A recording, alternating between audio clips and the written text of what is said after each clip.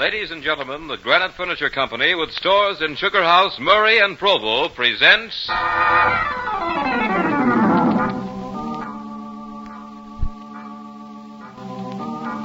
Hall of Fantasy.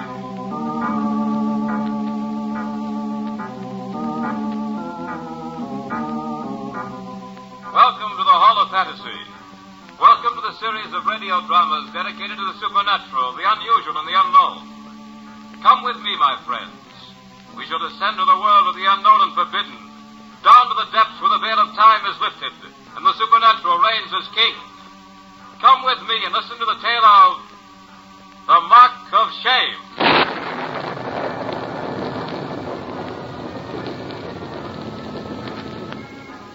The Granite Furniture Company brings you the Hall of Fantasy. Listen now to original tales of the imagination and some of the classics of the supernatural as we take you down the corridors of the Hall of Fantasy to the mysterious realms of the unknown.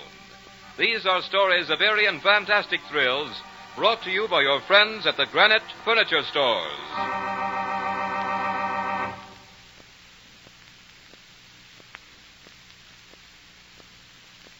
And now for tonight's story, an adaptation by Robert Olson entitled The Mark of Shame.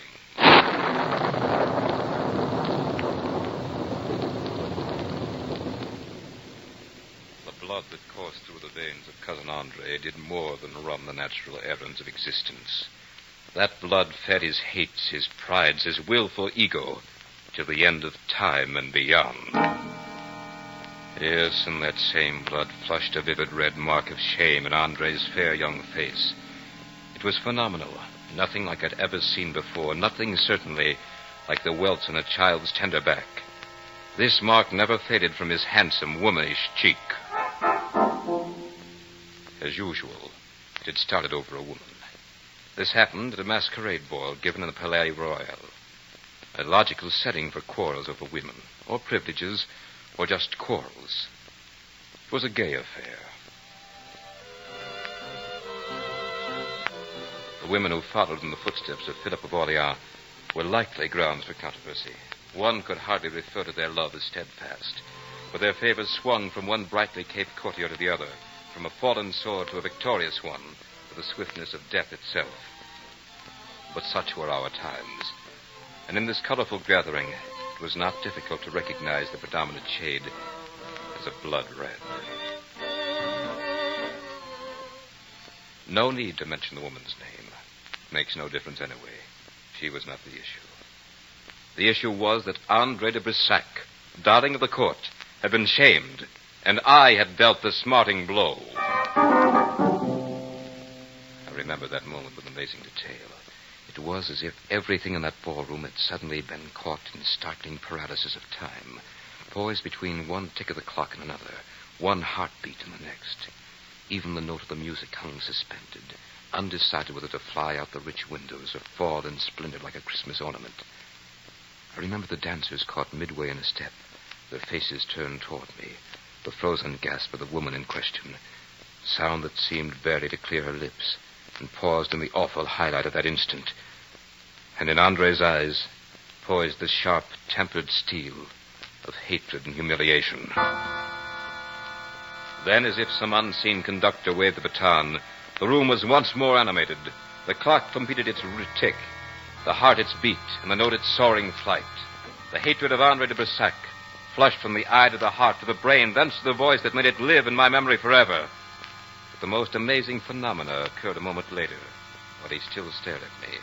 For to Andre, there came a crimson blush of shame, clearly outlined by the very form of my hand, in the exact spot where it had landed a flashing, stinging slap. So it was that on that dim August dawn, Andre and I crossed to one of the bridges that led to the ground beyond the church of Saint-Germain-des-Prés to fight a duel over a beautiful viper of the court of Philip of Orleans. Andre stood there opposite me with his two young friends at his side. They were all scoundrels, including my cousin, sorry to say. They seemed eager for this sport. We must have made a strange sight in that golden sunrise hour. We had just come from the Regent Saloon, still in the costumes we'd worn the night before.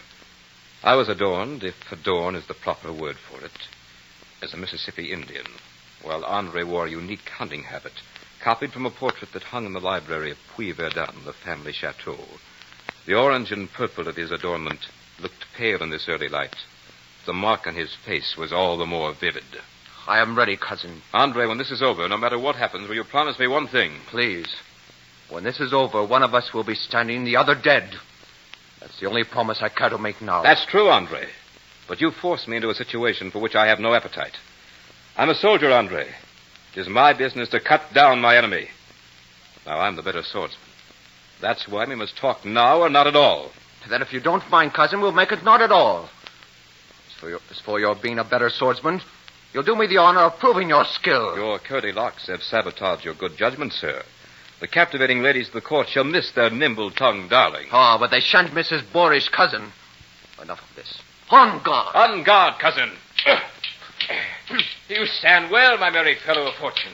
But I could teach you much. Conserve your breath, cousin. Ah, your beautiful face, Andre. Your parry was poor. I saw his tip with crimson. Your lovely powder bear would swoon to see that. It goes ill for you, I fear. You glowed over a scratch. Andre was really quite skillful, but not skillful enough. My contention that the court's fencing master could never compare to the art of learn or die brutality of battle proved correct. I mortally wounded Andre, and instantly I was mortally sorry. Life had been sweet for him as he lay there on the ground, the golden morning sun giving his beautiful features a pitiful glow. I thought I saw a look of despair come into his eyes. He realized that his lifeblood was ebbing away like a tide that would never return. He beckoned to me, and I walked over to him and knelt at his side. Andre, forgive me. Listen to me, Hector de Bersac. This is not the end of us. I am not done with the earth. Just because my jaw will soon stiffen and my eyes glaze over, they will bury me in the old vault at Puy-Verdun. But that is not the end either. You will be the master of the chateau. They may even laugh to think that Andre has been killed in a duel. They will sing masses to my soul, and I will be done with them all. You have accomplished that, Hector, but you and I have not finished our business. I will be with you when you least know me. Andre de Bersac, with an ugly scar on a face that women have praised and loved. I'll come back when your life is its merriest. At your happiest moment, I will come between you and all that you hold dear. And when this hand is a ghostly thing, dear cousin, I shall drop a poison into your cup of happiness. I shall stand between you and the sun for the rest of your life. Doubt not my will, Hector de Bersac. I can do as I please. And it pleases me to haunt you when I am dead. I did not doubt the iron will of Andre. As he lay his head back on the dewy earth, never to lift it again, the chill breath of early morning touched me with inexpressible loneliness. I looked at him as he lay in his fresh, one world of sleep. How fragile he seemed, built only for lace cuffs and bright buckles. I could see why he had been such a favorite. I could almost, even now, catch the fiery twinkle of those clear eyes. And no one who knew the short manhood of my cousin could deny the great force of his tempestuous nature. No, I looked down upon that young face which I had marked so foully, and was sorry for what I had done, truly sorry. As for the curse, I took no heed of the blasphemous threats. I was a soldier. I had seen many men die for my own sword. Andre had done me a cruel wrong. I couldn't have forgiven it. Men had died cursing me before. Men who had loved life as rapturously as Andre. One more curse was... well, one more curse. I put it out of my mind. A very foolish thing to do. Andre's death had made me rich, but I found no pleasure in the wealth. This chateau, which had rung so with the raucous laughter of Andre's friends, became quiet and lonely. None of the servants showed me the slightest sign of friendliness. Even in the village, the children would shrink from me as I rode through. That's why I was so happy when the servant announced that Monsieur le Directeur was waiting to see me. Dr. Corday, I'm delighted, monsieur. Oh, thank you, my lord. I have some medical reports on the patients in the village. I thought you might want to look them over. I know nothing about such things, Corday. If there's no ravaging epidemic, I should be happy to dispense with it altogether. Oh, there's nothing to fear. The usual aches and our share of deaths and our share of babies. Good, Doctor. Will you join me? Well, I... Do, monsieur. Thank you. Dr. Corday, what do the people in the village say about me? Say? Why, the people love you, my lord. You can dispense with them, my lord, Corday. I'm a soldier, not a court dandy. What do the people really say? Shall I tell you? Of course you should tell me. Why do you suppose I asked you? Oh, monsieur, forgive me. This is a bitter life. I have no taste for it. I'd rather be a soldier. I really would. Well, in that case, you'd be quite interested in hearing what the people of the village say. What is that? That you have sold your soul to the evil one for your cousin's heritage. That's really funny, Doctor. Really very funny. I never wanted this life, never once. I wouldn't hesitate a moment to trade it for a place in His Majesty's troops. What you need is a wife, my lord. A wife? I can't even win the sympathetic ear of a friend, let alone the heart of a lady. It's a very gay season in Paris right now, my lord. You should find an angel there to take compassion on you. Paris? A marvelous idea. At least I can be my own man there. Doctor, I'm grateful for your visit. Come in again when I return. With a wife? Who knows?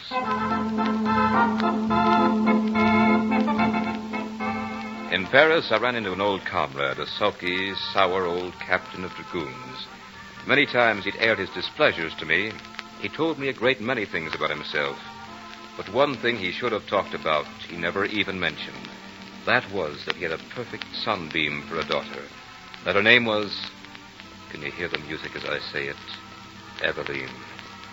Eveline Lecalais. Eveline, I've been a fool. Is it wise to tell me, monsieur? Wise or not, I must. Eveline, I've been a soldier all my life. I know little about what pleases a lady.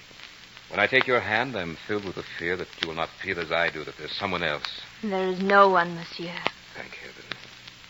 Eveline, I've wasted the best years of my youth worshipping a wicked woman who cheated me and finally made a fool of me. She was the fool, monsieur. Bless you for saying that, Eveline. Well, you must know what I'm trying to say. I'm told women do know. I love you, Eveline. I want you to go back to Puy-Verdun with me. Oh, monsieur. As my wife. Will you? You will have to speak to my father. Forgive me, but I already have. Oh, you are a soldier, monsieur. But what is your answer, Eveline? I will marry you. Oh, Eveline, my adorable one. This is... Yes, go on. Is anything the matter? No. No, of course not. This is the happiest moment of my life.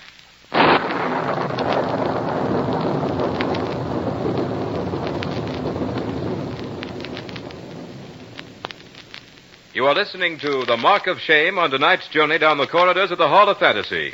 Brought to you by your friends at the Granite Furniture Company, with stores in Sugar House, Murray, and Provo. And now, back to tonight's story, The Mark of Shame. Puy-Verdun was not the sordid, lonely place I had left. The difference was my charming bride. Now, when I rode through the village, the children actually crowded about our carriage. They no longer feared the de Bissac who sat beside the lady.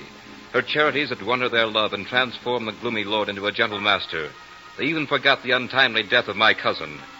And I no longer hesitated with that strange catch in my throat to tell her about it.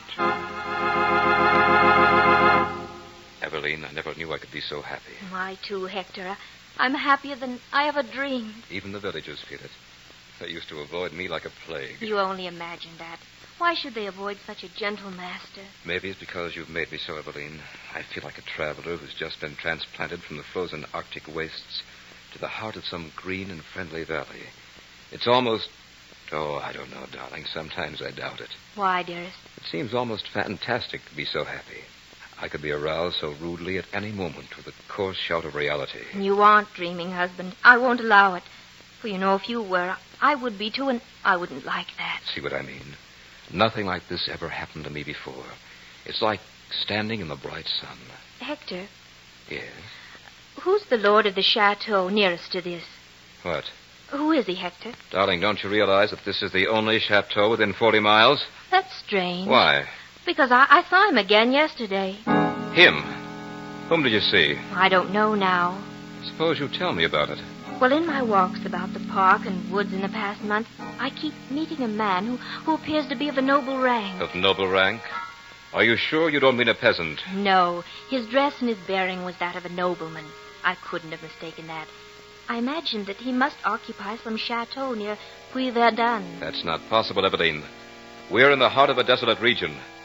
No, that couldn't be possible. Well, come here a moment. Yes, monsieur? See the picture there on the wall? This one, monsieur? No, the one next to it. That's right. I want you to... Yes, monsieur? I want a curtain hung over that picture as soon as possible, understand? Oui, monsieur. Good. Now bring some tea to your lady's drawing room. In spite of myself, I was disturbed by Eveline's visitant. That night I asked her more about it. Eveline, this man you say you saw... Say I saw. I did, in fact, I do see him. How often? Every day. Every day where? Sometimes in the park and sometimes in the wood. You know that little cascade and the old rock work that makes a sort of a cavern? Yes, I know the place. I used to play there as a boy. Oh, I love it. I spend my mornings there reading. And that's where you see him? Yes. Has he ever had the courage to address you? Never. I look up from my book and he'll be standing there very quietly, watching me. Then I'll continue with my reading, and when I look up again, he's gone. He must be some peasant out to frighten you. I'll go into the village tomorrow and see what I can find out. No, Hector, he's not a peasant. He has the manner of a nobleman. I suppose he's quite old. On the contrary, he's young and quite handsome. For the next week, I spent my mornings with Eveline. We took many casual rambles into the woods and park, but we saw no one but a few peasants or occasionally a member of our own chateau. These works were beginning to disturb the routine of my life. And since I was a man of rather deeply ingrained habits, my wife noticed the unrest. There's no need to take these walks with me, Hector. You know you have other things to do. I'll spend my mornings on the grounds, and the stranger can't intrude on me there. I'm beginning to think the stranger is your own fantasy, darling. You've probably met too many handsome cavaliers in your books. No doubt he's some Persian prince in modern costume. Hector, that's what puzzles me. The stranger's costume isn't modern. Shall I tell you what it looks like? By all means. Well, he looks as if he's been in an old portrait that had stepped down from his frame. It wouldn't have been a more startling blow if she'd butted me in the stomach with the end of a staff. I thought of the picture in the library with the orange and purple hunting costume Andre had worn that fateful night in the Palais Royal. But then something else happened to take my mind from the picture, Andre or anything else. For after a time, my wife, who had always been as lovely and glowing as the fresh petal of a rose, began to fail in her health. Her change seemed to have stolen up on her. Even I, who had seen her every day, hadn't noticed it until one day she put on a lovely gown she hadn't worn in several months. I was amazed how loosely it hung on her. Then I noticed her eyes. Eyes that had at one time sparkled as bright as the jewels she'd planted in her hair. They were now quite dim and sick. Darling, how long have you been ill? I'm not ill, Hector. That's insane. You are ill. Quite seriously so, I might add. Stupid of me not to notice it before. What's done this? I feel faint. And she fainted. I caught her in my arms and swept her to her bed. Then I sent a messenger for Dr. Corday. Tell him to come immediately. I don't want a single moment's delay, understand? Yes, monsieur. I stood there as helpless as a child and watched my lovely Eveline seem to waste away with this insidious thing. I cursed every moment of delay before Dr. Corday arrived. When he did come, I rushed him to a room before he'd even had a chance to remove his cape. Then I sat and poured myself a drink for the torturous wait. But even before he came out to speak to me, I, for no explainable reason, had lost faith in the powers of medicine to combat the thing that had struck down my Eveline. Strange, very strange. Doctor, is she... Frankly, I don't know. I just don't know, my lord. Monsieur le Docteur, I was beginning to be afraid that she may be a little... Well, Dr. Corday, this isn't easy to say. Well, then, let me say it for you. You're wondering if she's insane. Let me assure you that she is not. Oh, thank heaven. She's been seeing some... Well... Oh, you mean this strange visitant? Oh, yes, she spoke of it. It's possible that she may be suffering from some sort of illusion at that. But she's so rational on all the other accounts. I think that this person is quite real, at least to the eye. Usually, a monomaniac tells very incoherent stories of their illusions. Hers is no such thing. She speaks as calmly and rationally as you and I. Are you positive that there is no one who can encounter her in her walks about the garden? I don't see how. The moat is 10 feet wide and continually flooded with water. Raoul keeps the lock secured day and night. No, I don't see how it's possible. Well, perhaps someone related to your household in some way. A young man with a fair womanish face and a crimson scar that looks as if it might have been the mark of a violent blow. Oh, no. The dress, Doctor. How is he dressed? In a hunting costume. A purple and orange hunting costume. Doctor, this... Oh, no. What can I do? Right now, my lord, you'd better go in and see Lady de Bersac. She's asked for you. Darling, how are you? Oh, Hector. Evelyn, why haven't you told me? The doctor says you've seen the stranger again. I see him every day. That's what's killing me. I rushed down to the library, took down the portrait, and showed it to my wife. She looked at it and trembled like a leaf. She clung to me as if she were about to fall into some nameless chasm. It's witchcraft. The costume is the very same. Then she described his face to me, line for line, even to the cruel mark my hand had left. I knew that Andre de Bersac had come back to keep his promise. I took Evelyn away. We traveled through the southern provinces and on into the heart of Switzerland. I wanted to outdistance the phantom. It was no good. He followed us everywhere we went. Never did I see him. Always Evelyn. That type of vengeance had Andre's touch. He used my wife's innocent heart as his cruel weapon. His constant, unholy intrusion was destroying her. Nor could I shield her or drive Andre from her. He's here even now, Hector. As you stand there and I here, he stands between us. He'll never let me rest nor let me forget him. Thus it was I fought like a madman against something I couldn't see, fought through this terrible void to get back to the side of my beloved wife. And then, a short time later, we were in a Tyrolean village. It was a brilliant moonlit night. I was about to speak a word of encouragement to Evelyn when she spoke. Hector, I'm going to tell you something so strange and terrible that you'll probably hate me forever. Hate you? Why, my poor darling. Oh, no, please don't sympathize with me. I won't be able to tell you, and I must tell you, I must. Darling, you're just tired. What you need is some Hector, rest. I'm dying. No. No, Evelyn, you're not. Yes, I know it. That's why I must say what I have to say. I won't listen. You must listen. At first, when I began to see the stranger in the park, I shrank from him.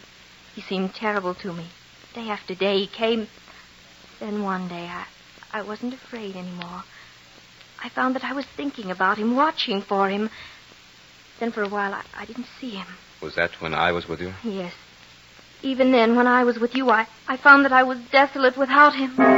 Evelyn, you don't know what you're saying. Oh, believe me, Hector, I do. I wouldn't blame you if you killed me. But I began to count the hours to the time when I'd see him next. He took all the old joys from my heart and left me nothing but the unholy pleasure of his presence.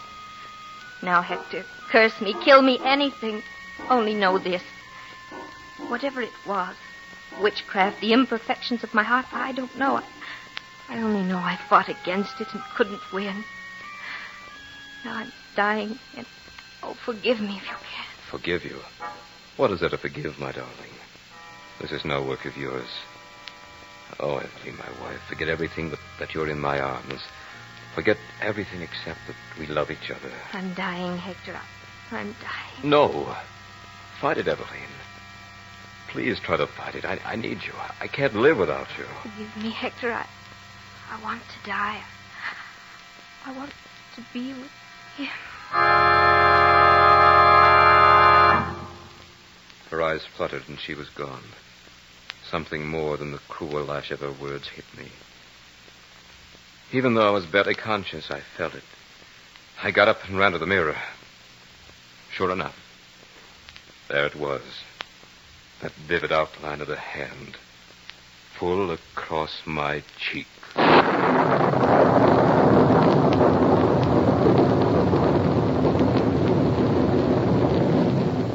runs the tale of The Mark of Shame.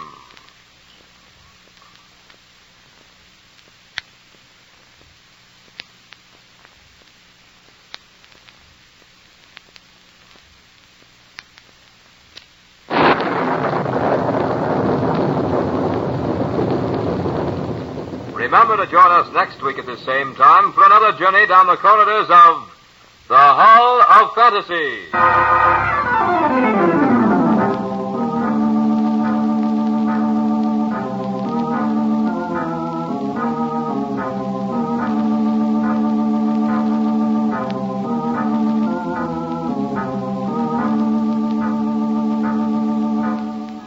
Tonight's program was adapted from Miss Braddon's story, Eveline's Visitant, by Robert Olson.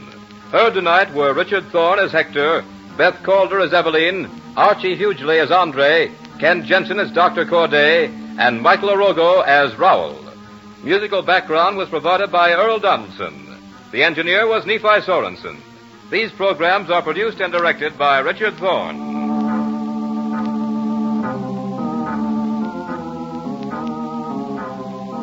Remember, be with us again next Sunday night on call at 9:30 when the Granite Furniture Stores in Sugar House, Murray, and Provo will take you on another journey down the corridors of the Hall of Fantasy.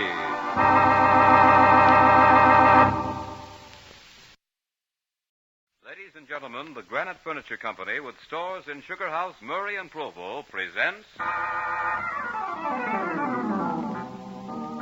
Hall of Fantasy. Welcome to the Hall of Fantasy. Welcome to the series of radio dramas dedicated to the supernatural, the unusual, and the unknown. Come with me, my friends. We shall descend to the world of the unknown and forbidden, down to the depths where the veil of time is lifted, and the supernatural reigns as king. Come with me and listen to the tale of Markheim.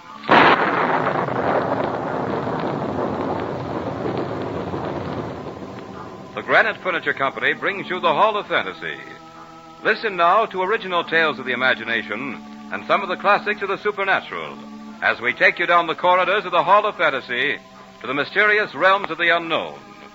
These are stories of eerie and fantastic thrills brought to you by your friends at the Granite Furniture Stores.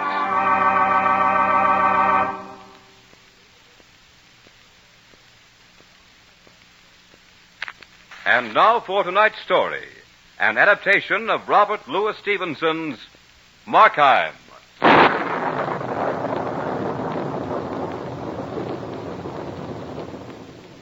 They said that Markheim's first great crime was that he had committed murder. That's hardly true, for no man can kill his fellow until he first twists the knife in his own heart. This is the story of Markheim. He was a gambler accustomed to lightning shifts of fortune. But on the eve of his greatest triumph, he couldn't resist that final spin of the wheel. It was his life against the future. He wanted the decision to come swiftly, as it had always done before. But this time, the wheel turned tortuously slow for Markheim. And once set into motion, no power on earth could halt it. It was Christmas Eve. Markheim was happy to be towed along on Angela's little leash. She loved him, or what she knew of him. Angela was quite aware of the power of her smile, and Markheim was aware of the fact that she'd been leisurely and charmingly spoiled. But even if it had been a great chain that had led him into this lovely garden, instead of a warm, sweet smile, he'd have resisted no more than he did now. For this leash would lead him to a fortune, more money than he'd ever dreamed existed in all the casinos in the world. Besides, he was in love with Angela. Mark, when do you plan to speak to Papa? Very soon, dearest. There are a few things I want to clear up first. It won't take long. Just a few days at the most. Tomorrow, perhaps? Tomorrow? Well, That's pretty short notice, darling. I'm afraid that Oh, I want it tomorrow. Yes, but why? What's so significant about tomorrow? I had thought to wait just a few more... Tomorrow's just as good as any other day. In fact, it's better. It's Christmas. It's tomorrow or never. Angela, what are you saying? Oh, don't look so frightened, darling. I was only joking. Oh, that's better. Only it will be tomorrow, Mark, won't it? You always get your own way. Always, darling. But I wouldn't have insisted if I didn't think it would make us both happy. And you think we'll be happier if I ask your father tomorrow? Of course. There's no need to wait, and I want this for a Christmas present. Christmas present? Yes. Oh, and speaking of Christmas presents, I have a very nice one for you. Oh? Not too nice, I hope. I hope it wasn't too... Costly? Oh, but it was very. I wish you hadn't, Angela. That is... Well, I have something for you, too. You have? What is it? Well, Well, you like it. Yes, it's very nice. Now it's my turn. You shouldn't have done it. Nothing is too good for you. Nothing. I hope it isn't too expensive. Well, it was. But it's just a little trinket. Whatever it is, Mark, it'll be very nice. But if you weren't such a successful member of the stock exchange, I'd scold you for spending too much money on me. Stock exchange? Oh, yes, quite. Well, Angela, I think I'd better be going. So soon? Yes, I really must. Then I won't detain you. But I want you here early tomorrow. Come just as soon as you possibly can. The iron rule of Angela. But I love it, darling. Until tomorrow? Tomorrow. As Markheim made his way through the dark streets, the chill, damp fog soon dispersed the warmth he'd felt in the rich comfort of Angela. And the last word he'd spoken to her as he'd taken his leave seemed to mock him as he traveled in the night. His futile gropings for happiness seemed to slap him full in the face with each new wave of the gray night mist. For a moment he thought to return to his foul, dingy little room, barren and ugly though it was. The thought of it made him shudder. Any other time he might have found some comfort in his hateful little iron bed. Another night he could have slept and dreamed of fabulous fortune, of an endless flood of gambler's luck, making him richer with every spin of the wheel. But there was no time for that now. For tomorrow was... He cursed the inconvenience of this moment. Tomorrow was Christmas. Suddenly, as if some henchman of the devil had whispered into his ear, Markheim heard the name that had been synonymous with resentment in his heart. That name seemed to strike faint but unmistakable sounds in his brain. It was very faint at first, like the soft, tinkling snap of an icicle when it breaks. But it soon became a giant thing that loomed up so forcibly it was almost physical. It came without warning out of the thick fog of his brain, and Markheim suddenly found the name on his lips. Ziegler.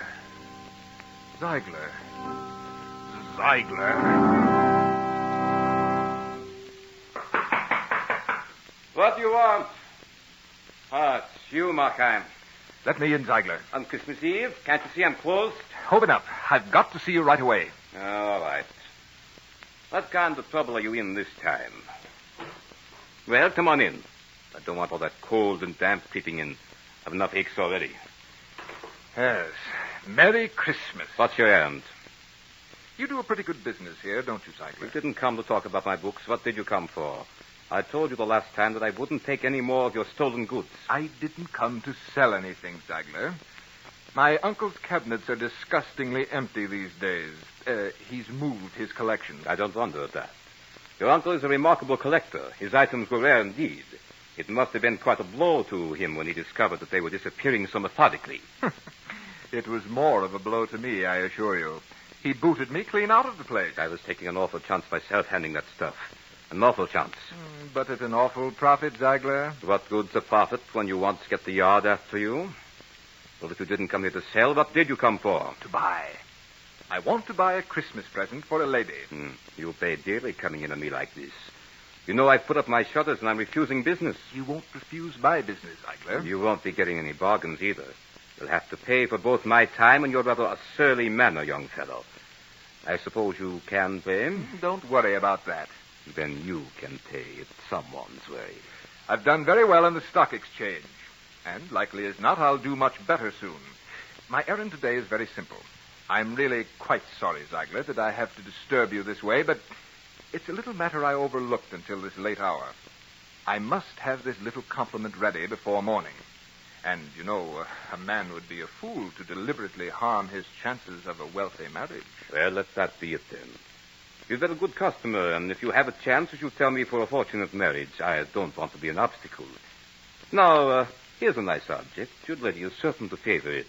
It's a hand mirror, guaranteed 15th century. It's from a fine collection. Whose collection, Ziegler? In the interest of my customer, I withhold the name, if you don't mind. He was, shall we say, somewhat like yourself, the nephew of a remarkable collector. The pointed remarks of this unscrupulous old dealer suddenly flushed Markheim's calm with waves of passionate resentment. But they passed, leaving nothing but a slightly emotional residue and a slight nervous trembling in his hands. He took the mirror Ziegler held out to him. Surely you do not propose this for a Christmas present. Why not? Your lady should be very happy to have such a fine item. And every time she looks at herself in it, she'll think of her sterling husband. Your manner is likely to cost you something before long, Ziegler. So you suggest a thing like this. Look at it. Look at yourself in it. Though I dare say you'd look little better any other way. But look at it. Your future lady must be difficult to please, sir. I am buying a lady's Christmas present, not some monstrous souvenir of the sins and follies of the past. Certainly not that grim thing. You weren't actually serious about pawning that off on me, were you? Quite serious, sir. What are you made of, Ziegler? What keeps your dry old heart at work these overtime years? You certainly must have a few thoughts now and then of something beside your miserable little existence. Are you joking with me, Markheim? You'll find it on the sale price if you are. Everything about you can be found on the sale price, Ziegler. Come, what's the purpose of this talk? Christmas Eve, man. See how the world scurries by outside? They're all touched with a very warm, friendly spirit. What does your life consist of tonight but a hand for grabbing money and a safe for hoarding it? Is that all? You've drunk too much to the health of your lady, I think. Ah, then you have been in love. Tell me of those golden moments of yours, Ziegler. Tell me all about them. I have no time for such things. I have no time for this foolishness either. You take the glass or not? Yeah, but let's not be hasty. A pleasant talk, a pleasant walk. How does that go?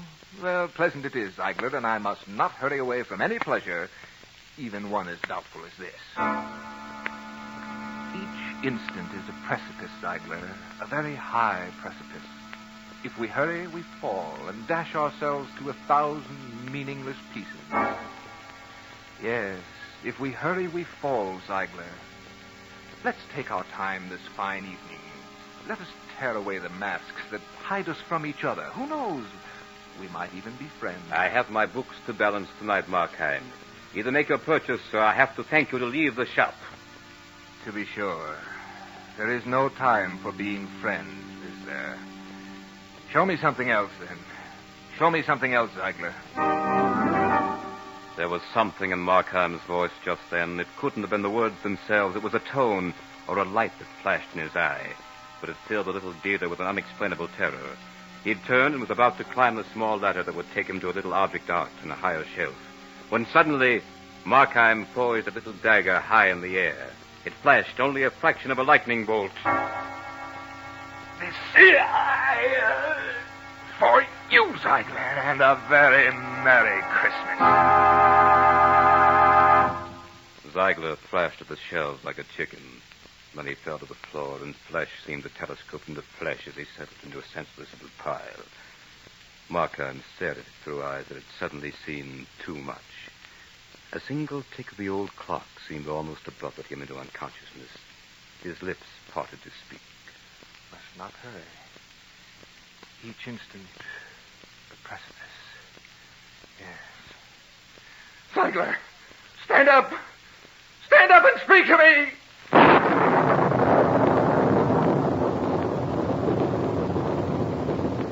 You are listening to a radio adaptation by Bob Olson of Markheim by Robert Louis Stevenson on tonight's journey down the corridors of the Hall of Fantasy.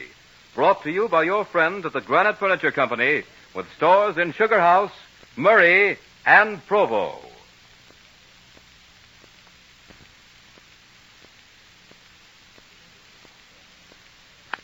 And now back to tonight's story of Markheim. Markheim the gambler wagered his life and became Markheim the murderer. In one swift blow, he'd cut himself away from any part of the world he'd known. That's why no one can tell his story now but Markheim himself. I stood there, my hand still clinging loosely to the dagger. That hand that seemed to have no relationship to the rest of my body. I looked about me. The candle on the counter caught a chill draft and was wagging like the tail of an excited puppy. I steadied myself, for the room was heaving and tossing like a schooner in a storm. Hundreds of feet away, it seemed, the door was slightly ajar. Through this opening, a long, slim finger of light pointed accusingly at the very spot I stood. I leaped aside. A shiver of fright shocked through me as I realized the stupidity of the motion. I looked at the body of Ziegler. It lay there like a listless sack of sawdust. As suddenly as had the fright, a wave of calm came over me. I looked again at the body. It was nothing. Yes, there was nothing there to be afraid of. A hunk of lifeless something that had once been a man. The clock ticked on, but no longer affected the day of this thing on the floor. Yes, it was nothing. It had suddenly lost meaning to Ziegler, to the shop, to everyone but me. But that security didn't last. I looked again, saw the deep color forming about this haggard heap. That blood. It was still alive. What if it found a voice? What if this flesh should raise a cry that could be heard all over England and thence... Where? And it would take up its endless flight around the earth. It would never be still again. Never. Time. I must have time. Oh, but time had such a raucous voice. Yes, what is time? A new precipice each instant. Each tick of the clock was a new danger. I picked up the candle, started about the room, filling my pockets with the treasures of art that Ziegler had gained so craftily and guarded so fiendishly. I saw things that terrified me, things that turned out to be my own shadow. I'd catch a reflection of myself in a rack of mirrors, rich imported glasses that sent a new fear to wilt my nerves. For each time I looked, I saw a hostile sea of my own eyes spying on me. 1,000 questions flashed across my world of hysteria. Why had I used a knife? Why hadn't I chosen a more quiet hour? Why had I killed him at all? And then there were more. Where was the servant girl now? When would she be back? How much time did I have? Yes, how much time? When would the world know of what I had done? When would Angela know? Oh, you fool. My brain became a racetrack for nightmares. There seemed to be something terrifying about the normal as ever rhythm of the footsteps out in the street. They must know about the thundering riot in this house. How could they help it? I began to fear nature herself. I expected her to break her own laws to accomplish my own personal destruction. Yes. What if the walls should suddenly fail to hide me? If the prying eyes of London should gain the power to see beyond nature's barriers? Then another vision came to me in this room that was pulsating so with clamor and silence alike. Yes. All the old women of London started to rock feverishly in their chairs and began to weave a rope with which I was soon to be hung. I knew I was tottering on the brink of the final shock that would send me screaming my guilt to the world if I didn't take hold of myself. But one thing I was rapturously grateful for. I was alone. I was alone. No. Ziegler, open up. Answer your door, Ziegler.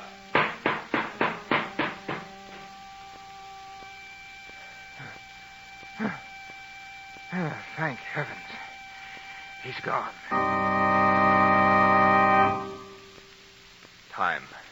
Time. Yes, I must have time. Others will come. The girl. I must get the money. No time to waste. I walked over to the body, shoved it with my foot. It rolled over crazily and took on a queer, twisted posture. face was pale like wax. I remembered the wax museum I'd seen as a lad, and that memory robbed the scene of its grotesque quality. I took new courage. I saw myself as a boy. Yes, how horrified I'd been at those realistic reproductions of famous murders. Even the music came back to me, the monotonous chant of the calliope. The time came for me to act or run, but I didn't run. I grabbed the keys from Ziegler's coat pocket and started up the stairs that led to his private apartment. There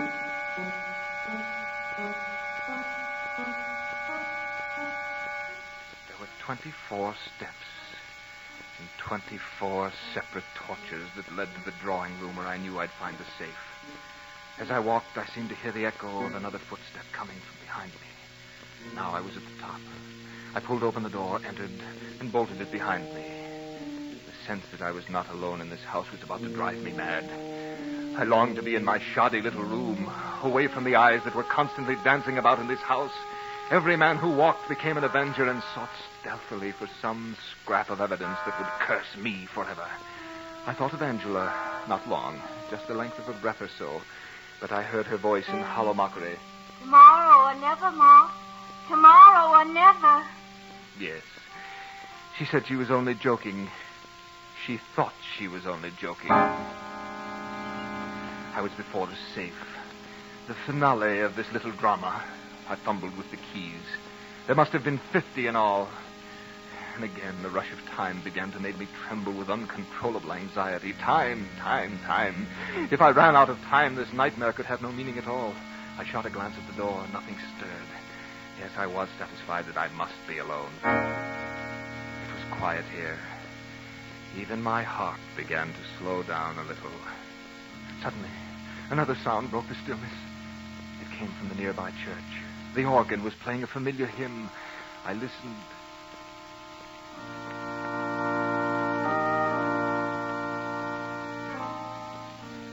Then I heard it. A sound to freeze a scream in its making. The knob on the door was turning. Someone was going to enter this room. I was caught in a vice of terror. Slowly the door opened. And there was a face without a body staring at me. Who are you? Did you call me? I stared. I could do nothing else. The face seemed to swim before me. It seemed a familiar face. No, it wasn't familiar either. Oh, what was that face? It belonged to neither heaven nor earth. What do you want of me? I came to see you. See me? How did you know that I was here? You told me. I told you? Not directly, perhaps. Then you really do know me? Right down to the soul. Are you the devil? Does it matter? Oh, yes, but you knew me some time ago. Yes, thank heaven you don't know about the... Murder? Oh, but I do. I came to warn you that the servant girl has left her sweetheart early tonight and is on her way home now. Now? Yes. Shall I tell you what she brings with her for your Christmas? What? The gallows. Now you must hurry. Shall I tell you where to find the money? For what price? It's a Christmas gift. What are you going to do with me? You know that I'm really not evil. I had no heart for these things. Yours will probably be a deathbed repentance. I have no concern with that. I'm interested in you only as long as you are alive. But why do you do this at all? Can't you see that my hands are red? Don't you realize that I've murdered the little dealer? Yes.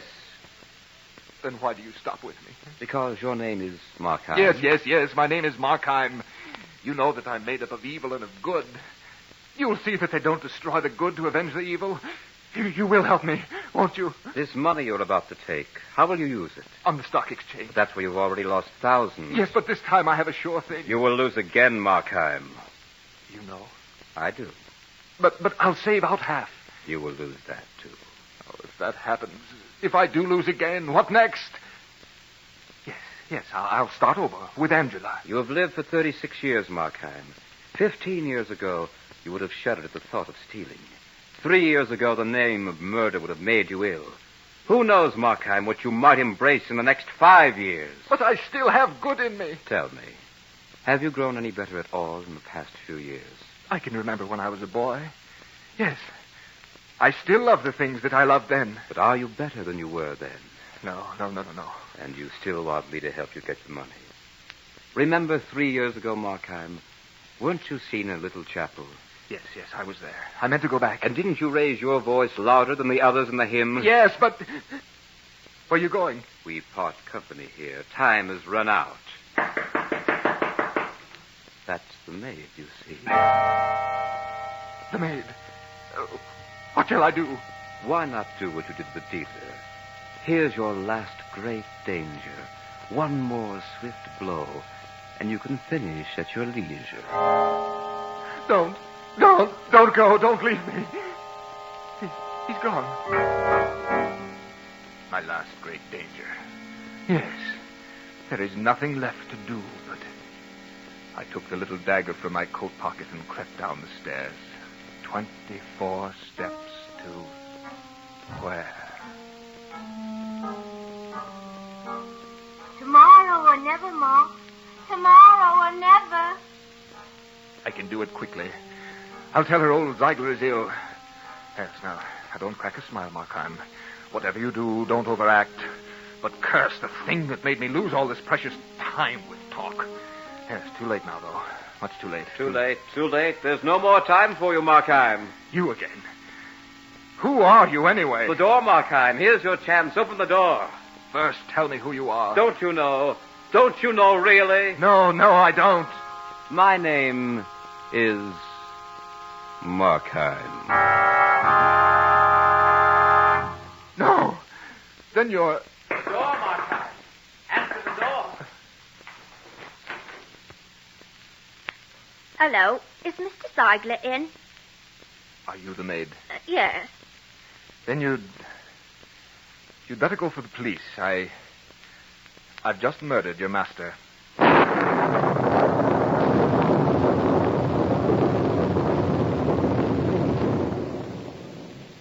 So runs the tale of Markheim.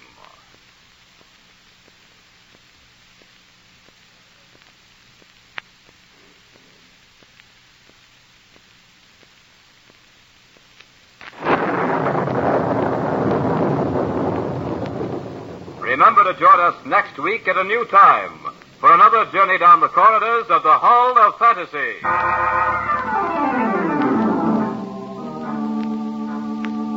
Tonight's program was adapted by Robert Olson from the story by Robert Louis Stevenson. Heard tonight were Carl Grayson as Markheim, Richard Harcourt as the narrator, Beth Calder as Angela, and Richard Thorne as Ziegler. Musical background was provided by Earl Donaldson. The engineer was Nephi Sorensen. These programs are produced and directed by Richard Thorne.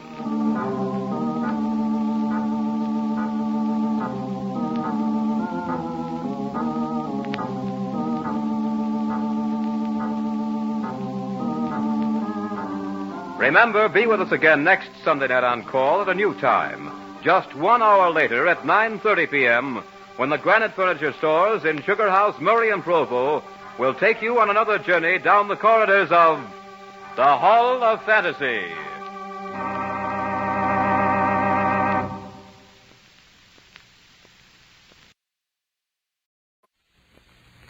Ladies and gentlemen, the Granite Furniture Company with stores in Sugar House, Murray and Provo presents... The Hall of Fantasy. Welcome to the Hall of Fantasy. Welcome to the series of radio dramas dedicated to the supernatural, the unusual, and the unknown.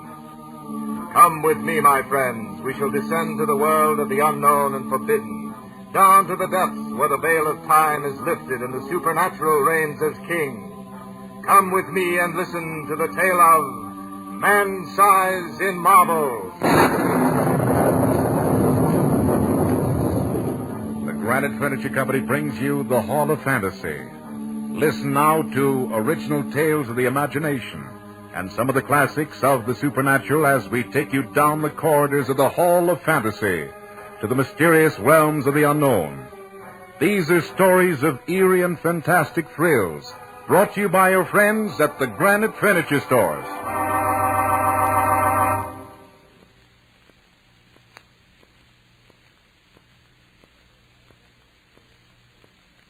And now for tonight's story, a radio adaptation by Bob Olson of E. Nesbitt's story, Man-Size in Marble. The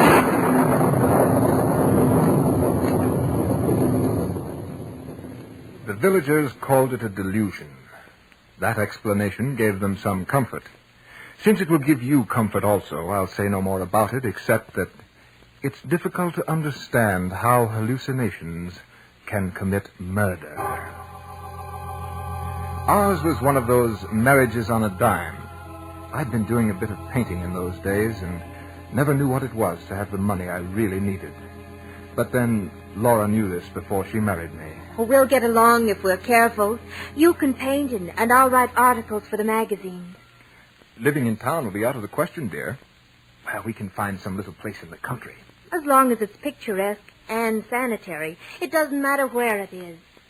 And so we spent our honeymoon lightheartedly looking for a place that was both sanitary and picturesque, the two qualities that rarely keep company in one cottage. Little rose-covered trellises would invariably hide the corruption that lurked inside. We'd looked so hard and were so confused by the eloquence of house agents that we seriously began to doubt if we could tell a house from a haystack, even if we found one. But when we came out to the little village of Brenzett and thence 2 miles out to see the famous little church, our search was ended. For there, just 2 fields away, was the cottage. Picturesque it was, for it was long and low, with rooms taking off in unexpected directions. 2 of the rooms were of ancient stonework, now covered with moss and ivy. It was all that remained of a huge manor that had stood here years ago. Around these rooms had risen the cottage as it stood this day quite by itself. Our nearest neighbor was a jolly Scotch doctor, McCarthy by name, whose cottage was a little distance down the lane. Our new home nestled cozily against a low hill and looked out across the marsh meadows to the sea. Yes, it was a pretty cottage. Though stripped of its roses and jasmine, it would no doubt have been hideous. The rent was absurdly cheap, and it seemed quite likely that between the 2 of us, we could keep the kettle simmering. We spent the rest of our honeymoon in second-hand shops, picking up odds and ends of Oak and Chippendale until the cottage soon became very homey. Fully settled, we were so happy. And that day we looked from the latticed window onto the old-fashioned garden with its colorful splash of hollyhocks and lilies. Laura sat outlined against the window, I before my easel. What are you painting, Vance? You, my dear. Me? Well, why not this lovely countryside? First my wife, then the countryside. And what are you writing? A verse. About what? You.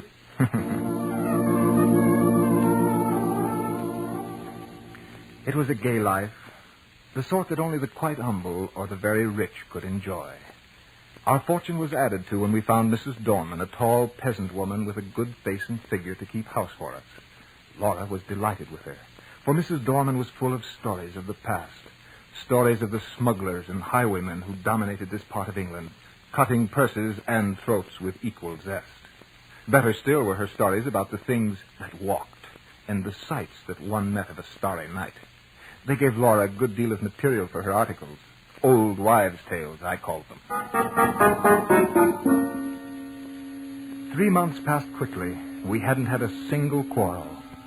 That's why it startled me when on the return from a visit to Dr. McCarthy, Laura, who had always been so happy, rushed to my arms and buried her dark little head on my shoulder and wept. Laura, what is it? It's Mrs. Dorman. Well, what about Mrs. Dorman? She's leaving us. Leaving us? Well, what on earth for? She says that she must leave before the end of the month.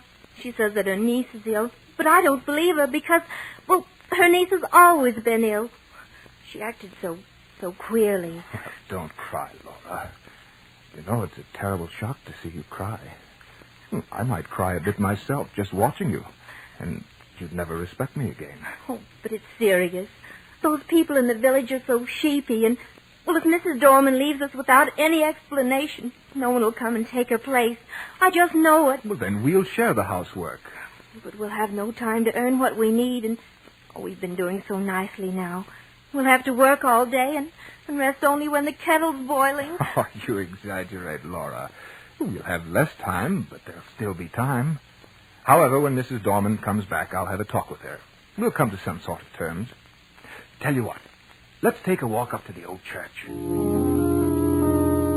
church was large and lonely, and we enjoyed the stroll in the moonlight. The path that went through a wood and along the crest of a little hill was called the Bier Path, for the dead had been carried along this path to be buried. The churchyard was enclosed by a low wall and ceilinged by several large elms whose branches stretched out as if in benediction over the dead. We entered the old church from a long, low porch and through a heavy oak door studded with iron. Inside, the arches rose up into the darkness. We strolled up to the chancel where the fine-colored glass windows let in faint hues of filtered moonlight. It gave everything a substance of shadow, even the gray marble figures of the two knights who lay there in full plate armor with hands upheld in everlasting prayer. You know, it's a funny thing. If there is any light in this church at all, it seems to shine on these figures. Who are they? No one knows. The peasants say they were marauders, bandits, that they were the scourge of their day. Does it give you kind of a strange feeling to know they used to live where we live now? I hadn't thought much about it. Has Mrs. Dorman told you the story? She doesn't know about it. She said the house was struck by a bolt of lightning. I heard it was the vengeance of heaven against their foul deeds. Funny how a pair like that would be given such an honored place in this little church. Well, the gold was good, no matter where it came from. Their heirs probably bought the honor. Those marble statues certainly aren't flattering. Yeah. From the looks on the faces, even in marble, I doubt their conversion to Christianity. The church looked very weird as the shadows cast eerie forms about. We looked again at the sleeping warriors, and a feeling of awe came over us. Outside, we sat on the ancient stone seats, gazing out across the moon-misted meadows. A sense of quiet and peacefulness came over us. At such times, troubles don't exist. Now, feel better than you did, dear? Yes, Vance. Oh, let's never leave this place. It's lovely. Ah, yes. Wasn't it silly to get all worked up over Mrs. Dorman? It's still a terrible nuisance. Granted, but if scrubbing and blacking boots is the worst of our lot, we'll manage quite well even without Mrs. Dorman. Of course we will. Nevertheless, when we get back to the house, I'll have a talk to her. She should be there by now. I hope you can convince her.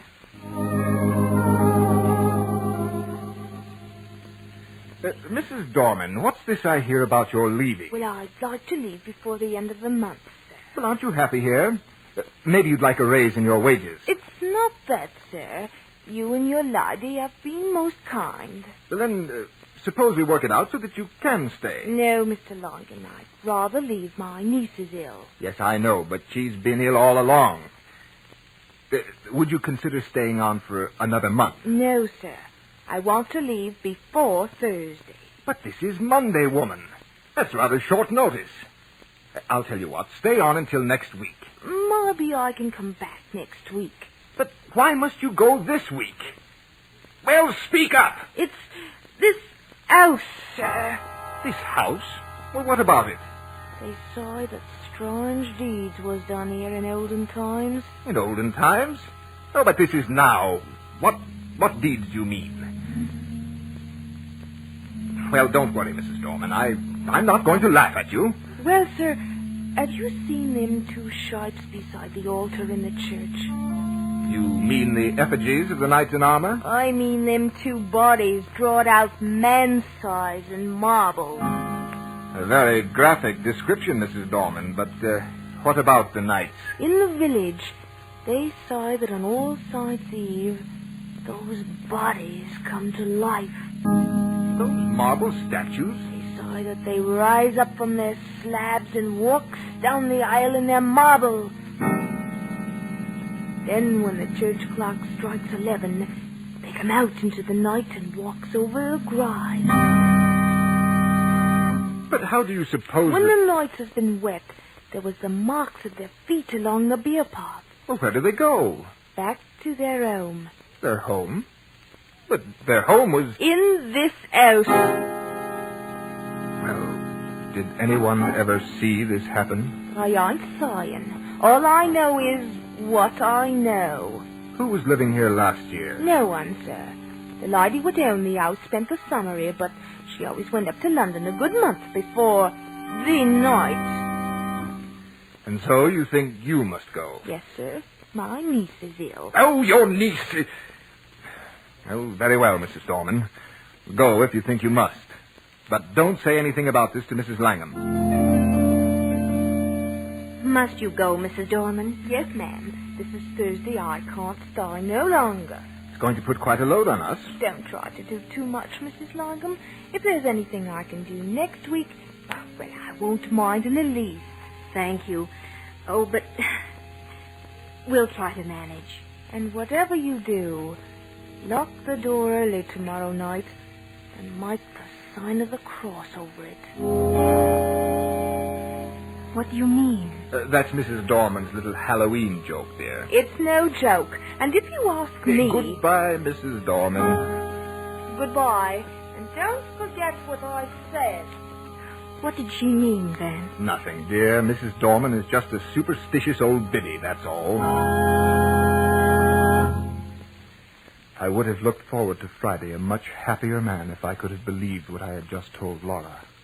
But Friday came, the day before All Saints' Eve, the day this story ends. In fact, the day that gave this story its horrible substance.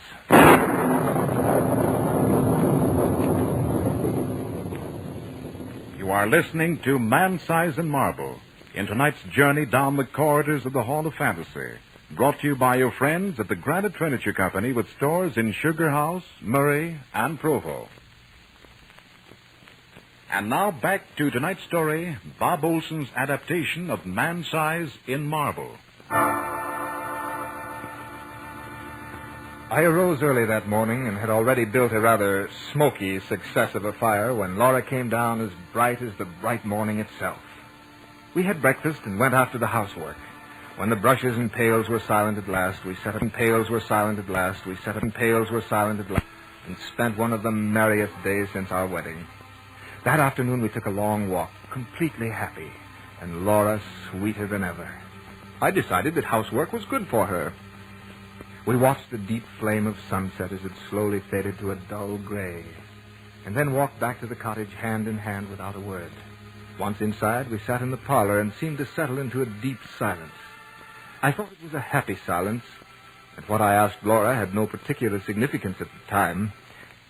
You seem sad, Laura. I was surprised at her answer. Yes, I don't think I feel quite well. I've had the shivers, and it isn't cold, is it? No, unless it's one of those nasty mists that creep up from the marsh. There is no mist, dear. Doesn't seem to be at that. No mist. In that case, darling, you're not entitled to a chill. Sorry. Vance. Do you ever have a presentiment of evil? Don't believe in them.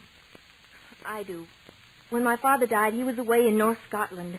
But the night he died, I knew it. Oh, forgive me, Vance. Come and light up the candles on the piano, and we'll play one of our duets.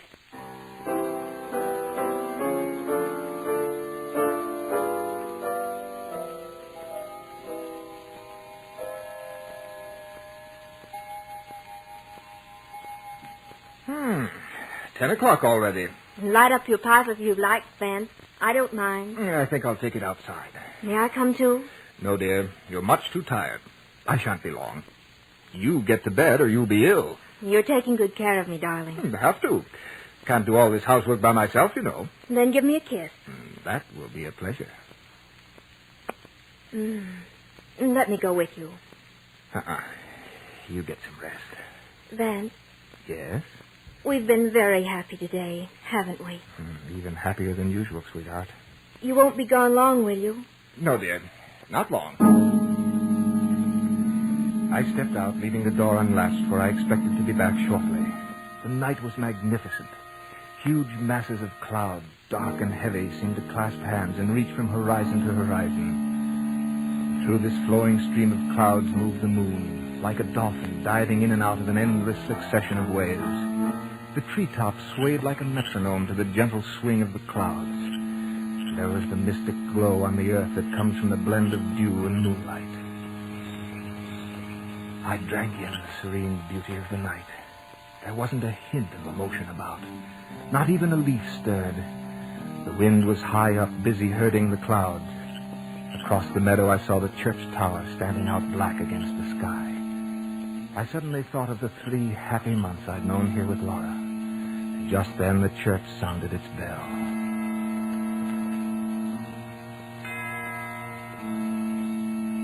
Hey, 11 o'clock. I should be getting back to the house. But first, I think I'll visit the church. I felt so happy and so very thankful. I wanted to take my gratitude to the old chapel that had heard the sorrows and the joys of its people for so many countless years. On my way, I passed our cottage and looked in the window where I saw Laura's dark little head silhouetted against the pale blue wall. She was very still. I decided not to disturb her. I turned down Beer Path. It was such a peaceful night that at first I was conscious of nothing. And then, suddenly, I became aware of a rustling sound that broke the stillness ever so gently. I stopped to listen. The sound stopped, too. I took another step and listened. The step seemed to echo my own. Well, if that's a poacher, he's a fool not to step more lightly. I left the Beer Path and took to the woods. The footsteps seemed to echo along the path I had just left. It was strange. Yes, it was strange. But then, all night sounds are strange. I passed through the corpse gate and walked among the graves to the low porch of the church. The door was open. Did I leave that open? I'd hate to have the damp get in and ruin those fine old fabrics. I went in and was halfway up the aisle when suddenly I remembered. That bell struck 11 o'clock. This is the very day, the very hour when the shapes drawn out man's size in marble begin to walk. Once I did remember, it came on me with a shiver. And I was ashamed. And so to make up for it, I walked boldly to the altar. I did that because I wanted to tell Mrs. Dorman how peacefully the shapes had slept through the ghastly hour. And so with my hands nonchalantly shoved into my pockets, I passed up the aisle. In the dim gray light, the other end of the church looked it looked larger than usual. The arches above the 2 tombs seemed to have grown too. At that moment, the moon came out from behind a cloud, and in the ghostly beams of light, I saw the reason. They're gone. I steadied myself. It's some fool's practical joke. They can't be gone. I'm not in the right place. It's too dark to see here clearly. Yes, that's it. I took a newspaper from my pocket and lit it with a match. It flared up brightly. The confirmation was sickening. The bodies drawn out man's size in marble had actually disappeared from the church. Suddenly I was gripped with an indefinable horror. It was an overwhelming certainty of finished calamity. I threw down the torch and dashed down the aisle, out the front door and into the night. They're gone! They're gone! Help me, someone! The bodies! They're gone! Settle down, man. Let go of me, you fool. The marble figures have gone from the church. They've disappeared, I tell you. Hey, they know. You've been smoking too much. Smoking and listening to old wives' tales. But, Doctor, I've seen the bare slabs with my own eyes. They're gone, I tell you. We'll come back with me. I'm going up to the Palmer's now. His loss is sick. We'll have a look into the bare slabs. Well, you can go if you like. I'm going home to Laura. Rubbish. I'll never permit it. You can't go around all your life as saying you saw a slab of marble gain vitality. You can't do it, man. I'm not going back there. Then you want that you should be a coward? Coward? No, but... I coward. I can help you if you didn't go down with me. Oh, all right. Come on. No, here we are at the church. Come in with me. I'm coming. Oh, what have you got your eyes closed for? Here, I'll strike a match. No, look there. What have you had to drink, man? I opened my eyes, and what I saw made me absolutely mad. A huge black screen dropped across my reason. For there on the cold gray slabs were the 2 grotesque shapes in their marble.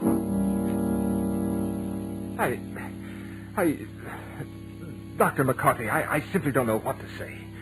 It must have been the light, or maybe I have been working too hard. Yes, you know, I was sure they were gone. I'm quite aware of that. You'll have to do something about that brain of yours.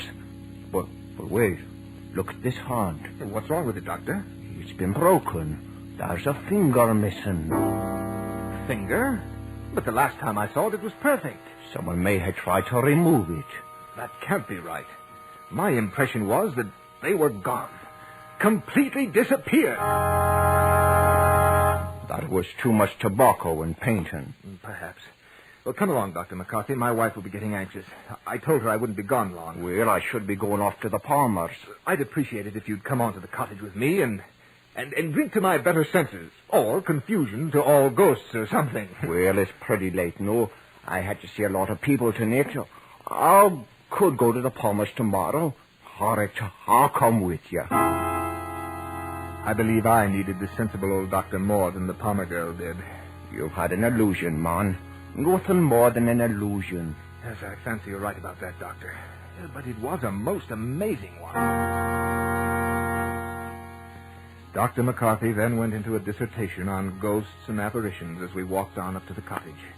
When we reached the garden path, I was a little puzzled by the bright light that was streaming out the front door. Soon I saw that it was wide open. Had Laura gone for a walk? Well, come on in, Doctor. We'll find Laura and then pour ourselves a drop of whiskey. Good. The house was ablaze with candles. Laura had not only lit the wax ones, but there must have been a dozen other sputtering, glaring tallow dips stuck all over the room in odd little places.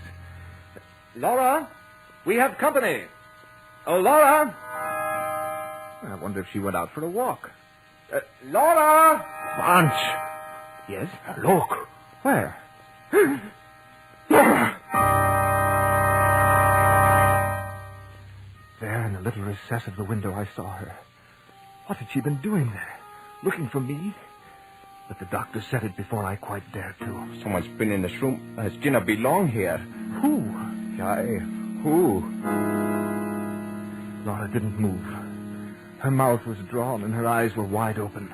Very wide. She looked as if she'd heard a footstep behind her and turned to meet... what? I passed my hands over her eyes. They saw nothing. What had they seen last? The doctor moved toward her, but I pushed him aside as if I were afraid of what he'd say. And then I took her in my arms. Laura, darling. I've got you now. You're safe. She's safe. She's dead. Oh, no. She fell into my arms like a limp, loose-jointed doll. I was slightly mad with this horrible sense of loss. But I knew she was dead. I knew it, and nothing mattered anymore. Laura was dead, and the world was dead. And I silently prayed that I might die. What's in her hand? I don't know. I don't care. Laura's dead. But the doctor pried open her fingers, and soon something fell out of that grim clutch and dropped to the floor. We looked at it, and then at each other. For what we saw was no hallucination. It seemed to fairly shriek its defiance to reason. For there on the floor was a gray marble finger. And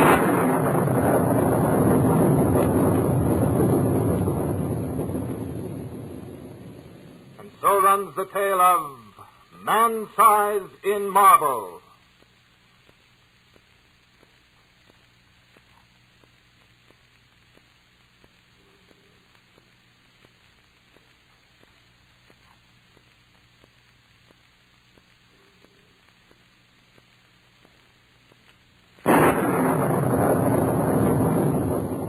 Remember to join us next week at the same time for another journey down the corridors of the Hall of Fantasy.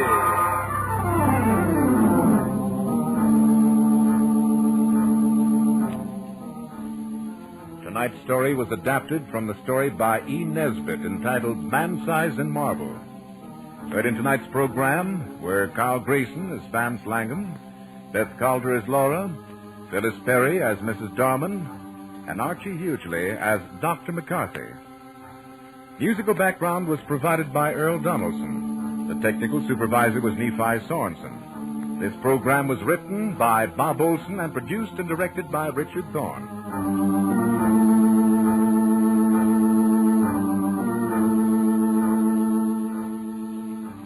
Remember, be with us again next Sunday night on call at 8:30 p.m. when the Granite Furniture Stores in Sugar House, Murray, and Provo will take you on another journey down the corridors of the Hall of Fantasy.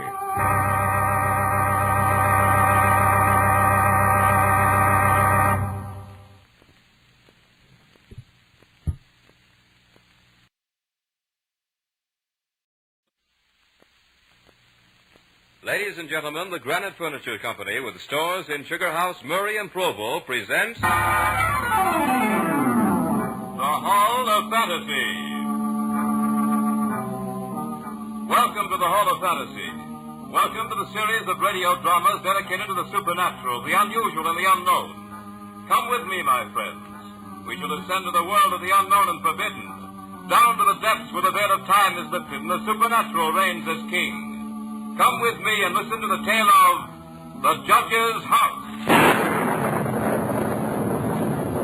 The Granite Furniture Company brings you the Hall of Fantasy. Listen now to original tales of the imagination and some of the classics of the supernatural as we take you down the corridors of the Hall of Fantasy to the mysterious realms of the unknown. These are stories of eerie and fantastic thrills brought to you by your friends at the Granite Furniture Stores.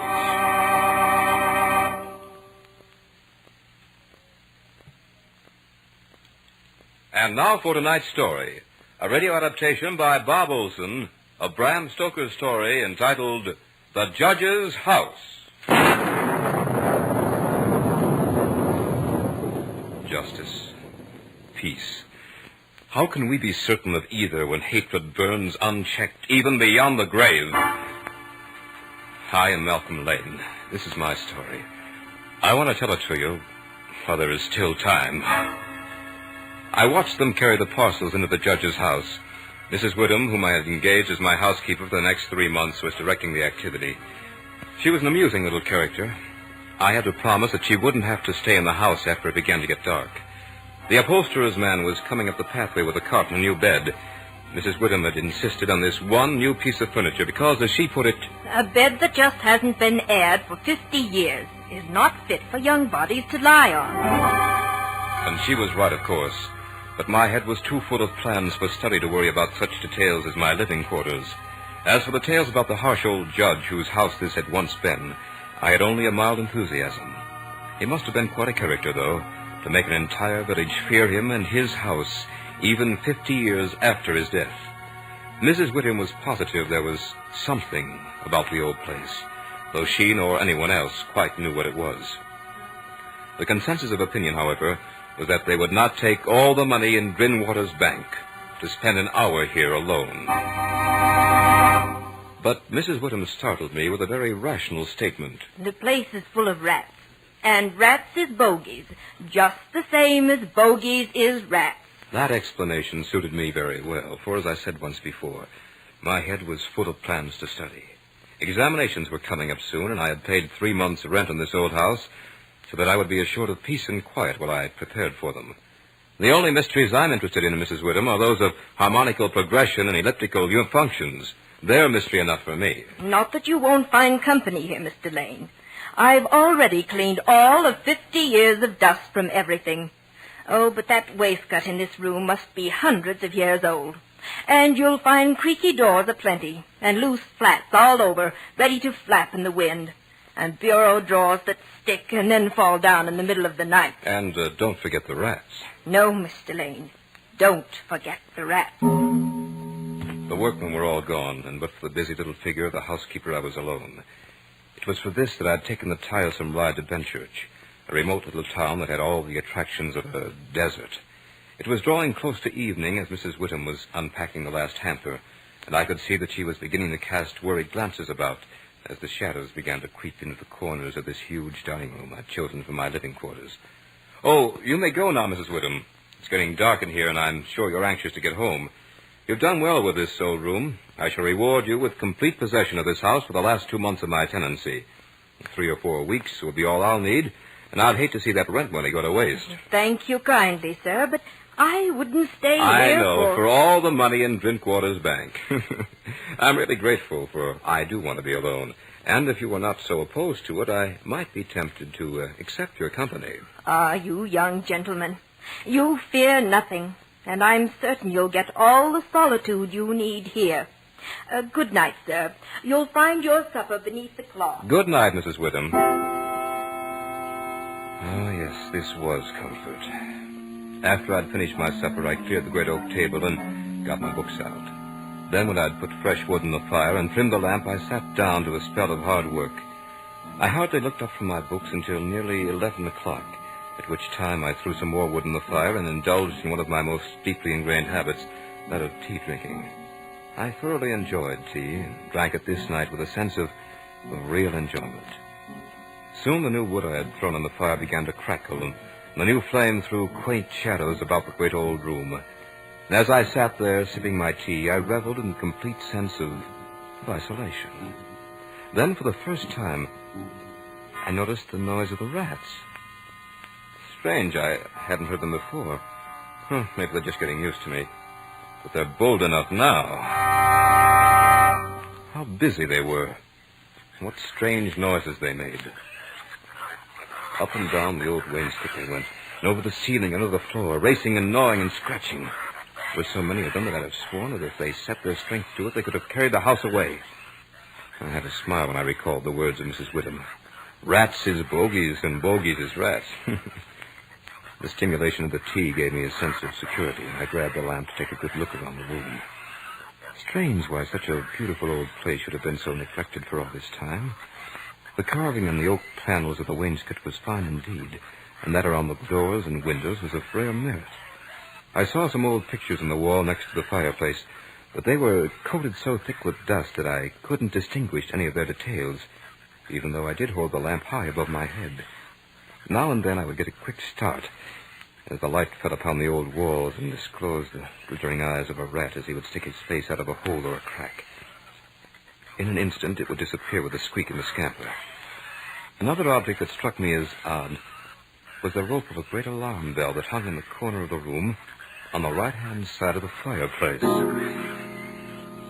After my inspection tour, I sat in the high-backed chair that was near the fireplace and sipped from another cup of tea. For a while, I thought the noise of the rats would drive me to distraction, but that eased off and I became accustomed to it, the same as a person gets used to the roar of water when he camps beside a stream. Soon I was so engrossed in a mathematical problem that I forgot everything else in the world. But since the solution to the problem came stubbornly, I looked up and was surprised to see that the fire had fallen to a dull red glow. There was a sudden quiet, the strange hush that comes in the hour before dawn. I became aware for the first time the noise of the rats had ceased. When it had happened, I couldn't remember. But something instinctive told me that it had been in the last few moments, and that it had been sudden. I looked up, and what I saw was a most amazing thing. For there on the high-backed chair sat an enormous rat, staring at me through deadly, malignant eyes. I tried to frighten it away, but it didn't stir. I made a motion as if to throw something at it.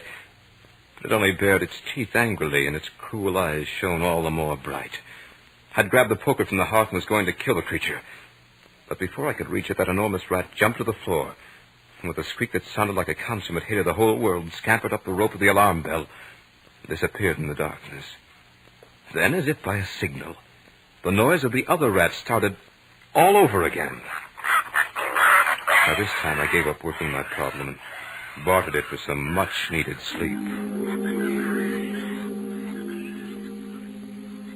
It was Mrs. Witham who woke me as she came in to make up the room.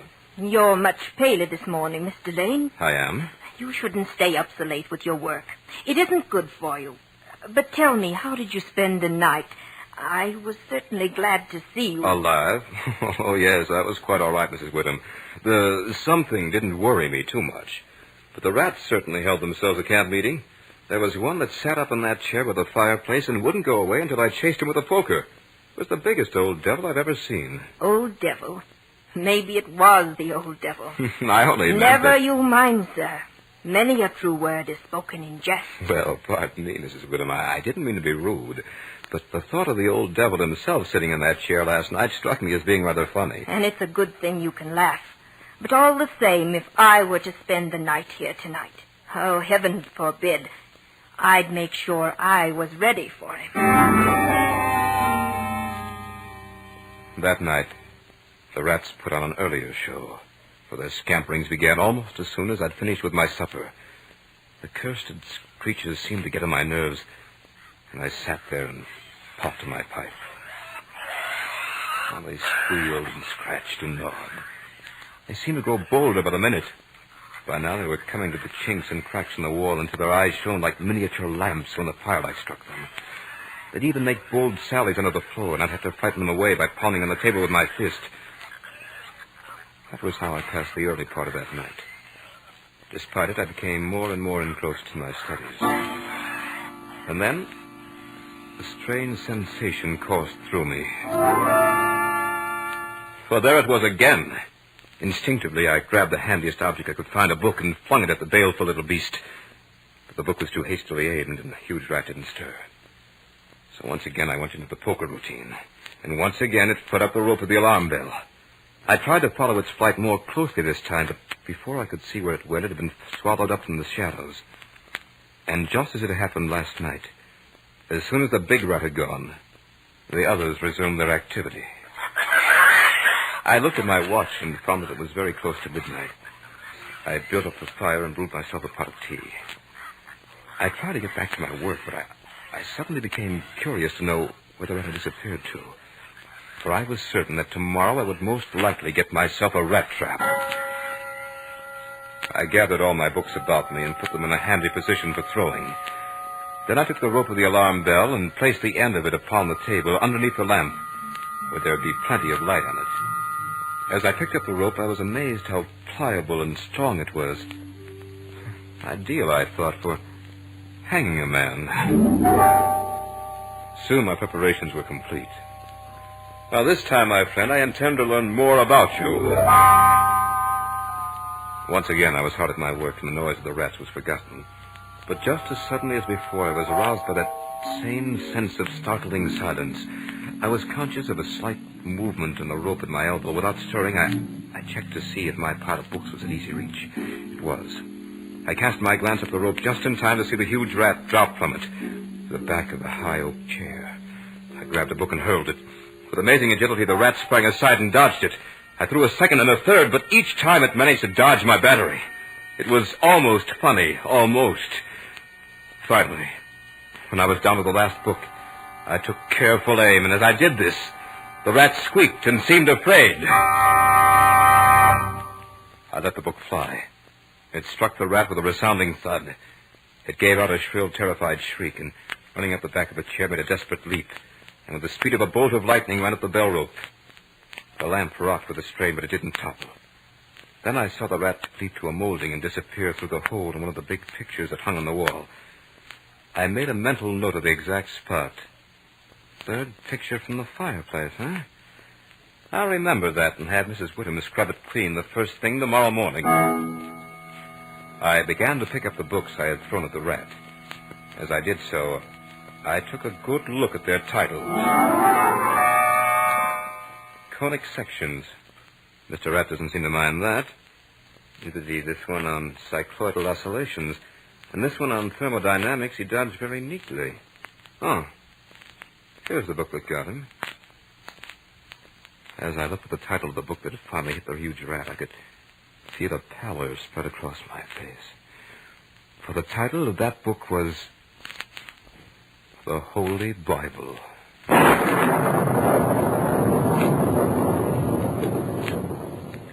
You are listening to The Judge's House by Bram Stoker in tonight's journey down the corridors of the Hall of Fantasy, brought to you by your friends at the Granite Furniture Company, with stores in Sugar House, Murray, and Provo.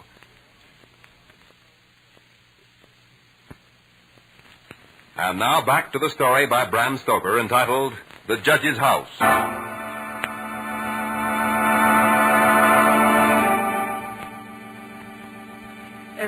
Mr. Lane, this is Dr. Thornhill. Dr. Thornhill, are you ill, Mrs. Whittam? Your pardon, Mr. Lane, but Mrs. Whittam wanted me to come up here and have a talk with you. A talk? Well, in that case, let me prepare some tea for you. Oh, please don't. That's one of the things I came to talk to you about.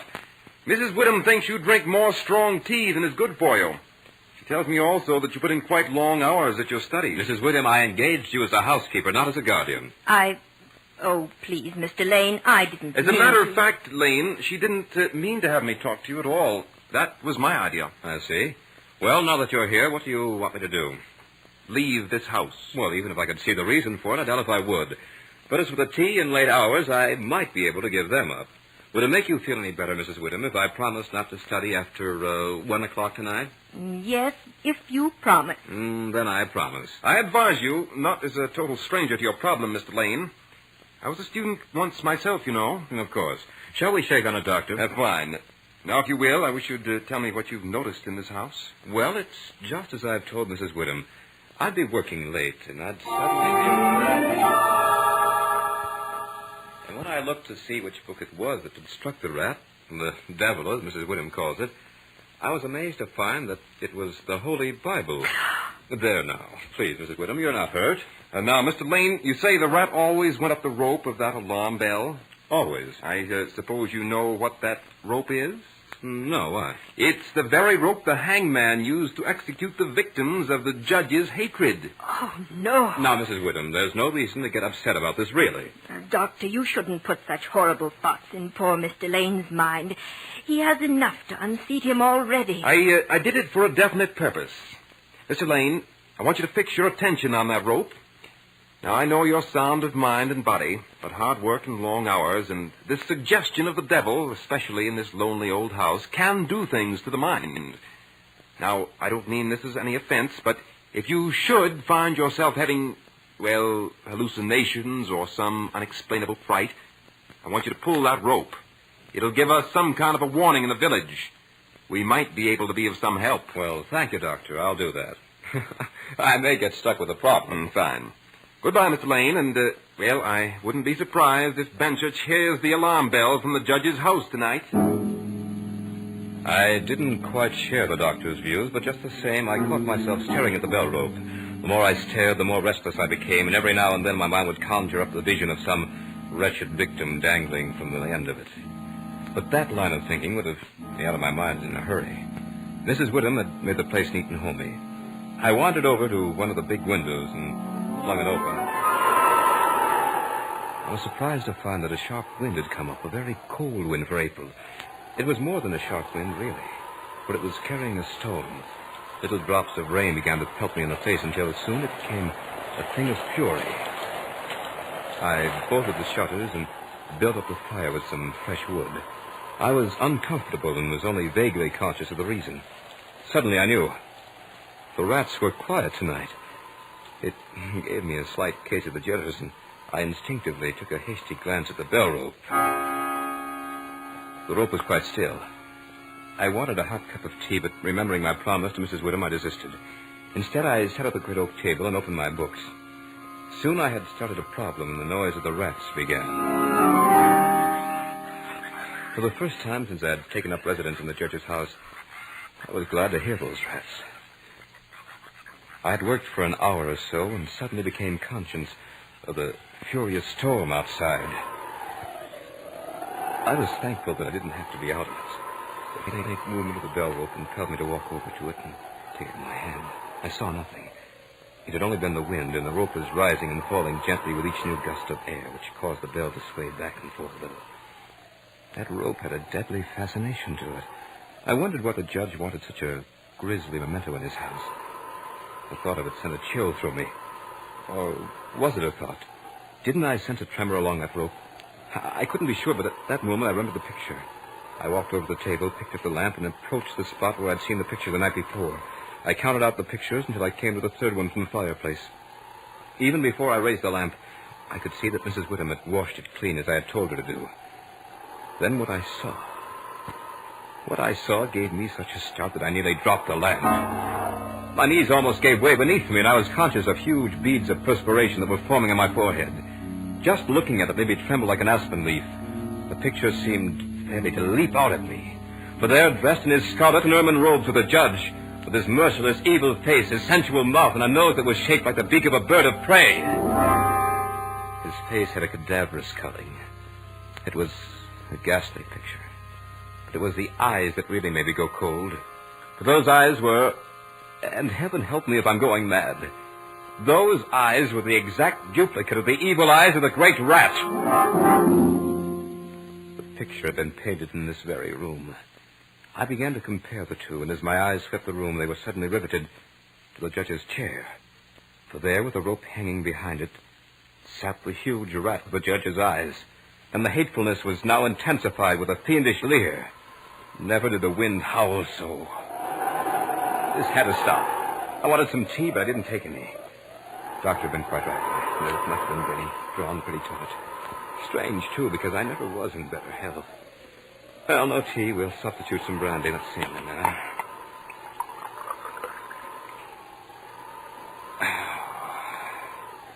I had a stiff glass of the brandy and went back to work.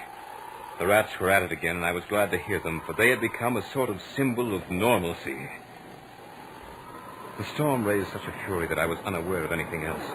But once, during a sharp, silent lull, I heard another sound, a faint, squeaking noise. I listened for it again and soon detected it. It was coming from the corner of the room where the bell rope hung.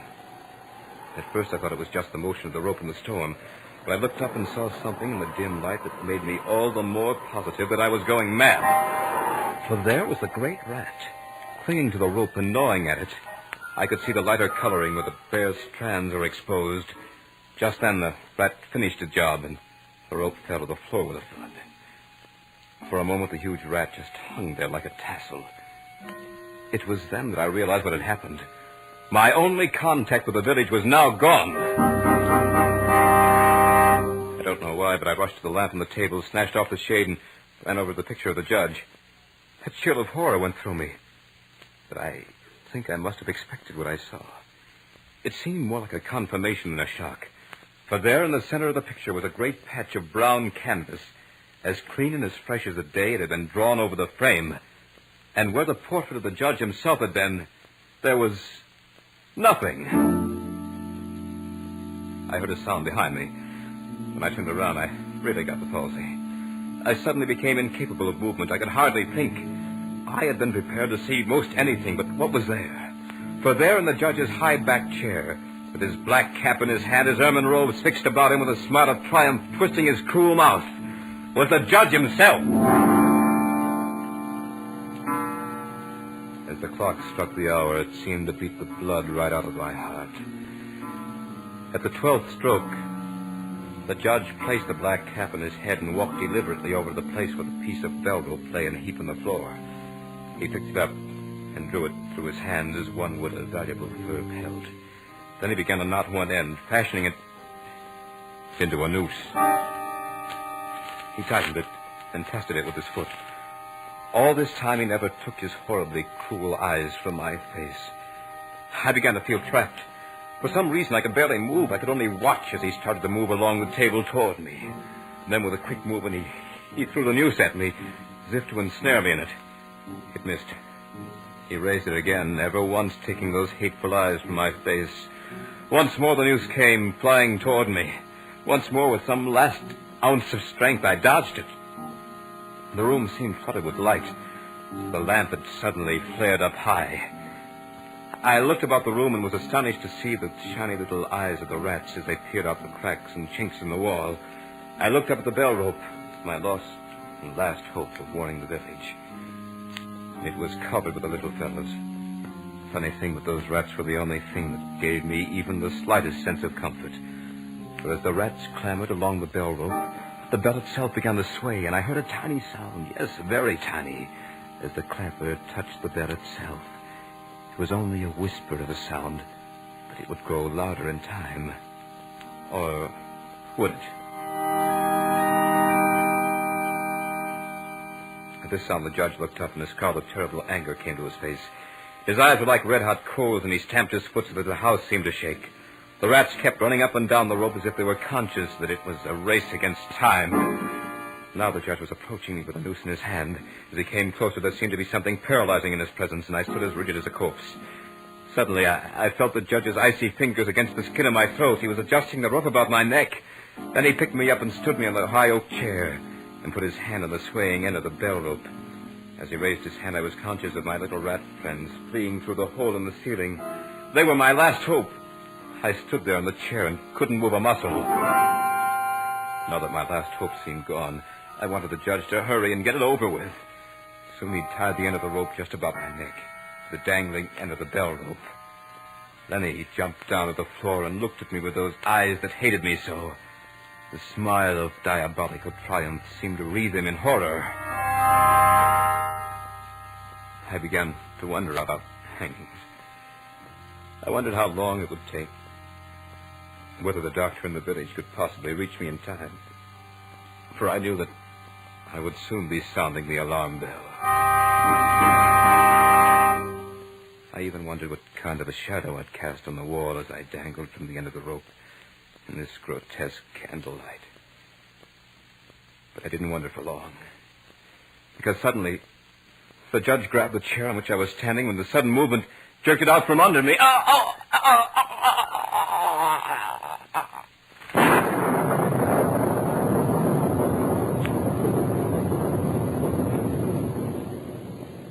So runs the tale of The Judge's House.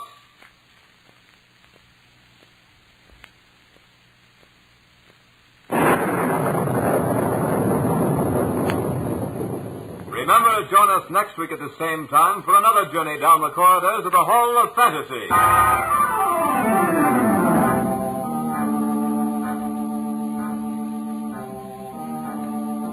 Tonight's program was adapted from the story by Bram Stoker entitled The Judge's House. Heard in tonight's program were Dick Thorne as Malcolm Lane, Beth Calder as Mrs. Woodham, and Mal Wyman as the doctor. Musical background was provided by Earl Donaldson. The technical supervisor was Nephi Sorensen. This program was written by Bob Olson and produced and directed by Richard Thorne.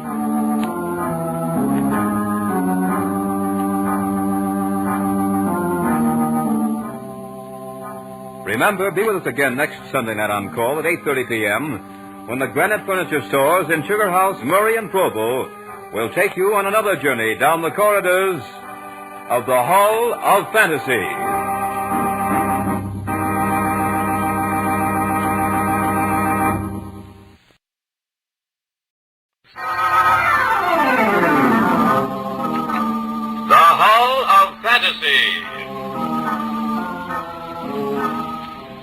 Welcome to the Hall of Fantasy.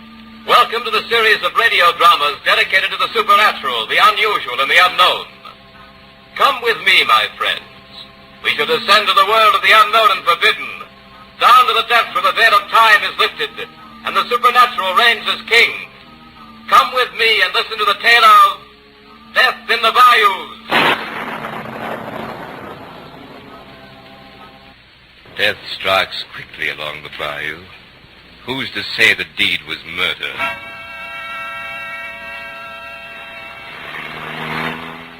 According to this map, we should be nearing that plantation. Oh, I'll be glad to get there in a chance to freshen up a bit. It's a long drive from New York. Ah, very true, Mrs. Crane. A long ride and a dull one. That is, as far as the scenery is concerned. I think it's been lovely. No, if you say so, said the henpecked groom. But the Adirondacks have this beat a million ways. Look at this swampland. Well, whatever made you want to spend a honeymoon down here anyway? Oh, Tom would have been hurt if we'd refused his invitation. He'd have been hurt. Well, whose honeymoon is this anyway? Oh, now, Reggie, it's really charming. And you'll like Tommy. You've been down here quite a lot? I spent 2 summers with the Bonds, and they're really wonderful friends. And Tom is... Thomas Bonds, the fifth? Yes, he's a dear. He wanted me to marry him once. Oh, fine. We spend our honeymoon with one of your old suitors. We'll probably sit around the family hearth and glower at each other. Oh, no, that's over now. He's nothing more than a friend, a very dear, very rich, and I'm afraid a very lonely one. Now, I must be a fool to be able to forget you, Mad. I know I never could. Don't you dare ever try. No danger, beautiful. But methinks I see a sign of life in this forsaken waste. Where? Oh, you see those lights ahead? Reggie, this is it. This is Pine Oaks.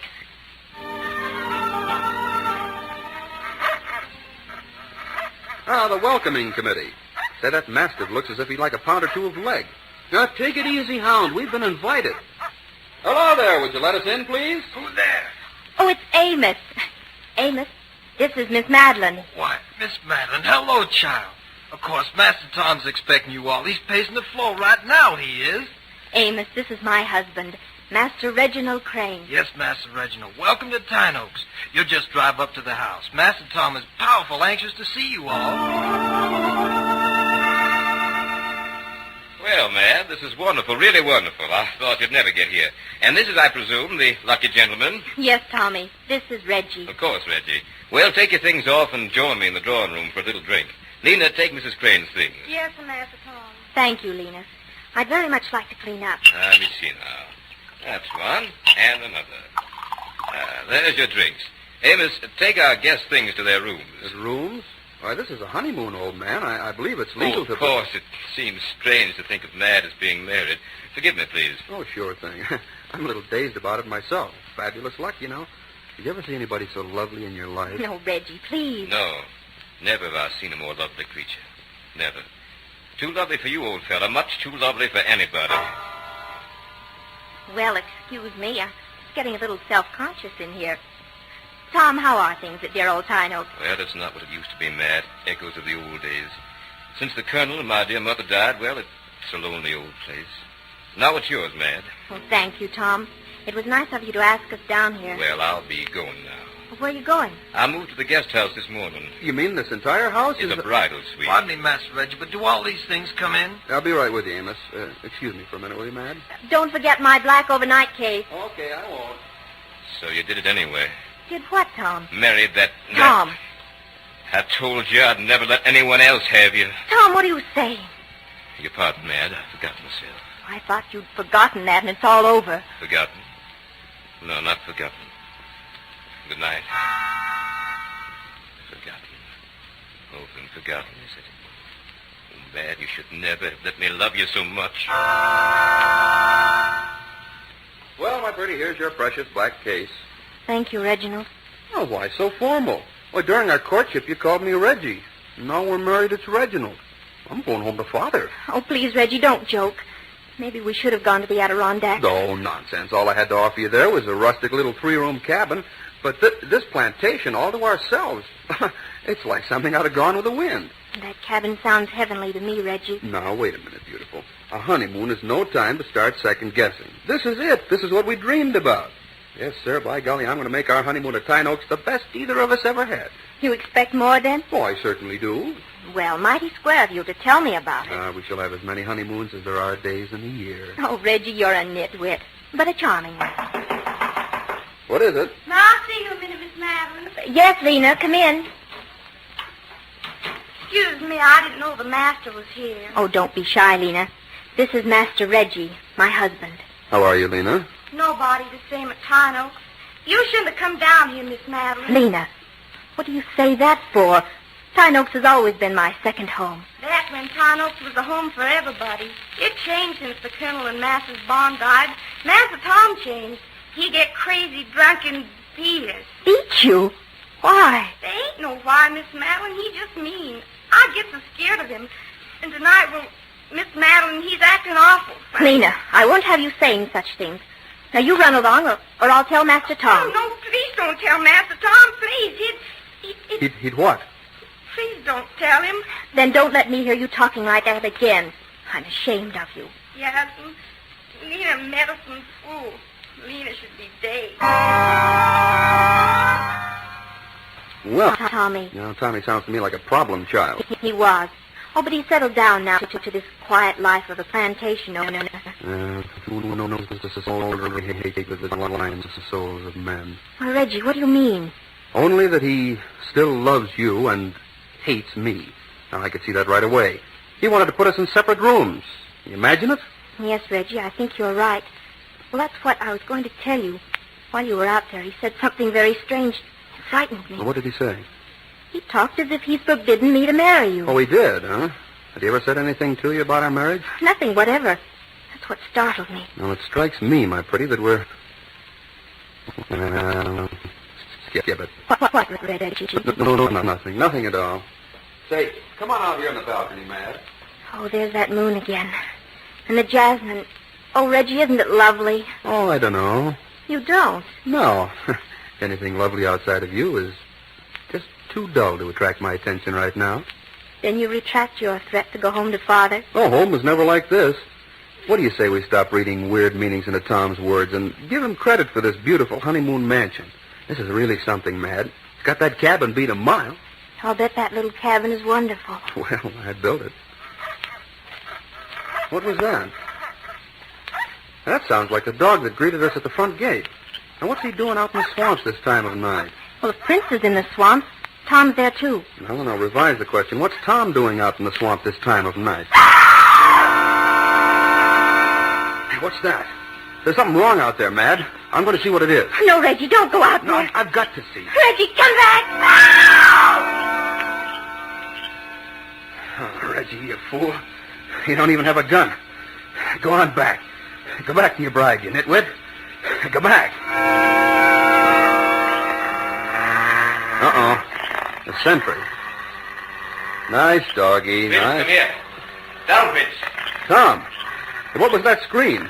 I thought maybe I might help. It's Lena. She's dead. Dead? But we were... Why, only a few minutes ago we Death were... strikes quickly in the bayous, Reggie. Now will you help me get her out of here? Oh, sure, but I want you to tell me what happened to her. Later, Reggie. They're on the way.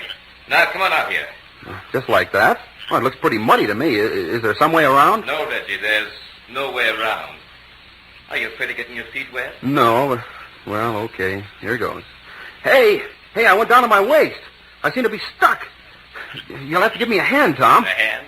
I don't dare give you a hand, Reggie. You're in a pit of quicksand. Quicksand? Why didn't you warn me? I forgot, Reggie. Tom, I can't get loose. Help me. I felt sorry for you when Madeline got word that you were a German prisoner. And then when word came through that you'd been killed trying to escape, Madeline was broken-hearted. Tom, get me out of this. It was I who dried her tears, Reggie. Madeline finally promised to marry me. We set the date, even sent out the invitations. And then you came back from your grave. That, Reggie, was very inconsiderate of you. I'm sinking, Tom. Do something. Do something? When you were dead, I headed the list with Madeline. When you're really dead, I'll head it again. Tom, get me out of here. Madeline's bound to know. She'll hate you for the rest of your life. Hate me? Perhaps, but she'll be mine, Reggie. She'll be mine. No. Reggie, you're in pretty deep. You're in pretty deep, Reggie. Almost to your chin. Tom, you won't get away with... Oh, Madeline.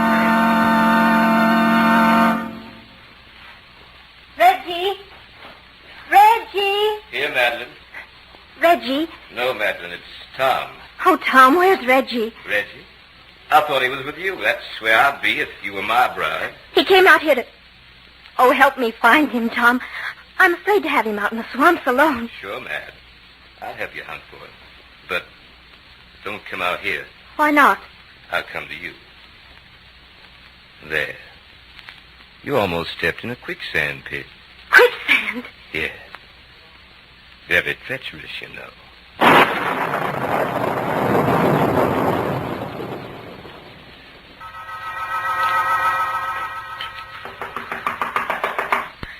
Who is it? It's Tom, Madeline. May I come in? Oh, yes, Tom, please do. Madeline, is there anything I can do? Oh, Tom, help me find Reggie. Where could he have gone? The bayous have many hiding places. If he's lost, we'll do our best to find him. What happened out there tonight? Happened? What do you mean? There was a scream. That's why Reggie went out. He thought someone was in trouble. Now both Reggie and Lena are missing. What happened? These are treacherous swamps, Madeline. Maybe Lena was caught in the quicksand pit. It wouldn't be the first time it happened, even at Tarn Oaks. It's no place for anyone who isn't acquainted with every foot of it. And you think Reggie I was... don't know, Madeline. Quicksand leaves no traces. Where were you when Lena cried out? I must have been in my shower. The first thing I heard was Prince's barking. What did you see when you reached the quick pit? Just Prince raising up an awful clamor about something. Is there anything we could do? Well, make sure About the pit? We've never been able to find out how deep that pit really is. I'm afraid it would be a heartbreaking task and fruitless, Madeline. Oh, and what can we do? You have some hounds, don't you? Bloodhounds? They went out with slavery. I have some hunting hounds, but, well, we could try it, I guess. Oh, then let's do it, Tom. First thing in the morning. Get a good night's sleep. Bright and early we'll start. No, I want to start right now.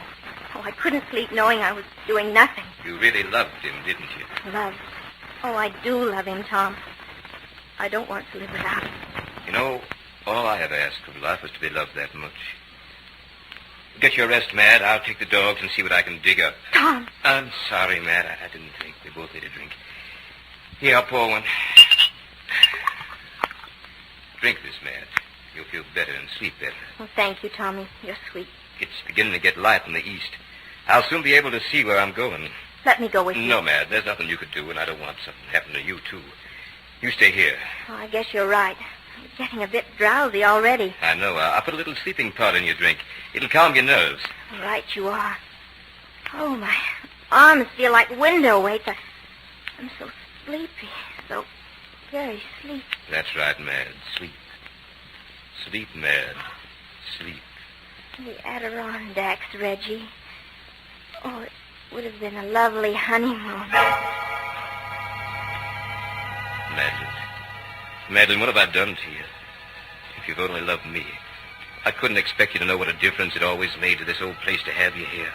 And how desolate it became the moment you left. Even now, as you sleep, Pine Oaks has an enchantment, a charm it never had at any other time. Is it my fault if I love you too much? What are the rules, Madeline? Is it all right for me to go mad with longing in these stinking swamps while you and some other man live life like a musical comedy? I couldn't do it, Mad. Not because you loved me too little, but because I loved you far too much. Oh, forgive me, Madeline. Loneliness is too bitter. As long as Reggie lived, I could never hope to be anything better than half dead. Poor old Lena. That was never meant to be. But she tried to warn you and drive you away forever. That I could never allow to happen. Yes, Madeline, I've killed for you. But I'll do it again and again until I know you're mine. Fog is forming over the bayous. Another day will soon be here. What will it bring for you and me, Madeline?